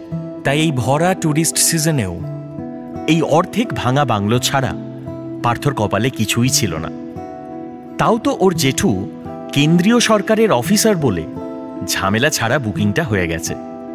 না হলে এই সরকারি লজ বা বাংলো বুক করতে একেবারে গাল ঘাম ছুটে যায়। কিন্তু এই বাংলোতে ঢুকে একটা বড় সমস্যা দেখা দিল। এই বাংলোর যিনি কেয়ারটেকার, তার খবর কারুর কাছেই নেই। পার্থ আসবে এই খবরটা পেয়ে একজন লোক বাংলোর সামনে অপেক্ষা করছিল। তবে সে পার্থকে পরে জানালো যে তার কাজই শুধুমাত্র বাংলোর দরজার তালাগুলো খুলে চাবি রেখে যাওয়া। বাকি সব কাজ নাকি আর একজনের, যাকে চাবিওয়ালা কেয়ারটেকার বলে সম্বোধন করেছে। প্রায় 3 ঘন্টা অপেক্ষা করার পরও যখন এই কেয়ারটেকার ভদ্রলোকটি এলেন না, তখন পার্থ বুঝতে পারল যে কারুর আশায় বসে থাকাটা একদম বৃথা। যা করতে হবে সেটা নিজেকেই করতে হবে, আর যতটা সম্ভব এই মানধাত্তা আমলের বাংলোর বাইরেই তাকে সময় কাটাতে হবে। ভাগ্যক্রমে কল থেকে জলটা অন্তত পড়ছিল। কোনো মতে স্নানটা সেরে পার্থ বেরিয়ে পড়ল। গাড়ি ধরে সোজা চলে গেল রোটাং পাস। ঘোরাঘুরি এবং খাওয়া দাওয়া একেবারে সেরে যখন পার্থ বাংলোতে ফিরল, তখন ওর হাত ঘড়িতে রাত 10:30 বাজে। সে বুঝতে পারল যে বেডরুমের লাইটটা ছাড়া বাকি বাড়িতে ইলেকট্রিসিটির সাপ্লাই ভরসাযোগ্য নয়। পার্থ মনে মনে ভাবল, ও ঠিক আছে, একটা মাত্র তো দিন, যা আছে তাতে মানিয়ে গুছিয়ে নেব, বিশেষ একটা অসুবিধে হবে না। এর থেকে বরং আর দেরি না করে একটা লম্বা ঘুম দিয়ে ফেলি। সারাটা দিন দৌড়াদৌড়ির পর পার্থর চোখে নিমেষে ঘুম চলে এলো। সে লাইটটা নিভিয়ে দিয়ে ঘুমিয়ে পড়ল। পার্থর ঘুম ভাঙল মাঝরাতে একটা কলিং বেলের আওয়াজে। বাইরে তখন ঝিরঝির করে বৃষ্টি পড়ছে। এত রাতে এই পুরনো ট্যুরিস্ট বাংলোতে কেই বা আসতে পারে? পার্থ যে ভুল শোনেনি সেটার প্রমাণ হিসেবে কলিং বেলটা আবার একবার বাজল। কম্বলের আরাম ছেড়ে পার্থ শেষমেশ উঠে গিয়ে দরজা খুলল। দরজার ওপারে যে দাঁড়িয়েছিল সে পার্থকে দেখে বলল, আমার নাম সুরিন্দর। আমি এই বাংলোর কেয়ারটেকার। এটা শুনে পার্থর পা থেকে মাথা রাগে জ্বলতে শুরু করল। পার্থ বলল, এটা একটা সময় হলো আসবার? সরকারি চাকরি বলে যা ইচ্ছে তাই নাকি? হ্যাঁ, এই দূর হয়ে যাও, দূরে যাও এখান থেকে, যাও। কালকে সকালে একটা ঠিকঠাক সময় দেখে এসো, যাও এখান থেকে। সেটা বললে তো হয় না বাবু। আমি এই কয়েকদিন হলো এই সময়ই আসছি কাজ করতে। আপনি যান, আপনি গিয়ে আবার ঘুমিয়ে পড়ুন। এই তল্লাট এমনিতেই শুনশান। আমি ওই কাজ করে নিজের মতো আবার চলে যাব। আপনাকে আর উঠতে হবে না। দরজা খোলা থাকলে কিচ্ছু যায় আসে না, বুঝলেন? এদিকে তো আর চুরি ডাকাতির ভয় নেই। তাহলে কিসের ভয় আছে শুনি? হ্যাঁ, ভয় একটা তো ভয় আছে বাবু, অ্যাক্সিডেন্টের ভয়। আজকাল তো যখন তখন পাহাড়ি রাস্তায় ওই গাড়ি, বুঝলেন কি না, গাড়ি এসে মানুষকে ধাক্কা মারছে। এই কেয়ারটেকার যে একেবারে বদ্ধ উন্মাদ সেটা বুঝতে পার্থর বেশি সময় লাগেনি। সে আর কোনো রকম কথা না বাড়িয়ে দরজা ছেড়ে দাঁড়ালো। কেয়ারটেকার ভেতরে ঢুকে নিজের মতো বাড়ির কাজ করতে শুরু করল। আবার ঘুমোতে যাওয়ার আগে পার্থ ওই কেয়ারটেকারকে প্রশ্ন করল, এই তোমার গলার আওয়াজে কি হয়েছে গো? এরকম বিদঘুটে শোনাচ্ছে কেন? কেয়ারটেকার উত্তর দিল, আমার বাড়ি বিহারে, বুঝলেন? এই ঠান্ডার দেশে এসে সর্দি কাশি, এই গলা ব্যথা, এসব তো হরদমই লেগে আছে। তবে আপনি কিছু ভাববেন না বাবু, আপনি কিচ্ছু ভাববেন না। আরামসে শুয়ে পড়ুন, যান যান যান, আমি এসব সামলে নিচ্ছি। এর পরের বার পার্থর ঘুম ভাঙল সকালবেলা। তবে ঘুমটা কিন্তু নিজের থেকে ভাঙেনি। ওই বাংলোর চাবিওয়ালা সকাল সকাল এসে পার্থকে ঘুম থেকে তুলেছে। পার্থ ধরপর করে ঘুম থেকে উঠে দেখল চাবিওয়ালা এই ঠান্ডা আবহাওয়া থাকা সত্ত্বেও ভীষণ ঘামছে। ওকে দেখে অত্যাধিক চিন্তিত লাগছে। পার্থ জিজ্ঞেস করল, কি হয়েছে? তুমি এরকম ছটফট করছো কেন?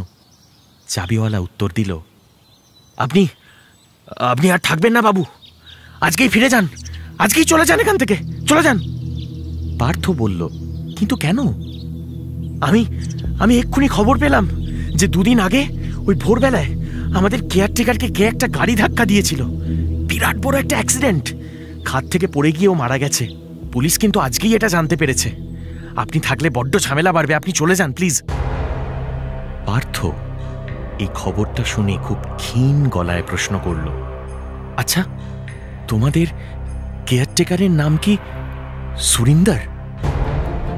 চাবিওয়ালা অবাক হয়ে পার্থকে পাল্টা প্রশ্ন করল, হ্যাঁ, কিন্তু এটা আপনি জানলেন কি করে? আমি তো আপনাকে কেয়ারটেকারের নাম কি সেটা বলিনি। হারহিম হরর আপনারা শুনতে পারেন এক্সক্লুসিভলি মির্চি বাংলার ইউটিউব চ্যানেল এবং গানা অ্যাপে।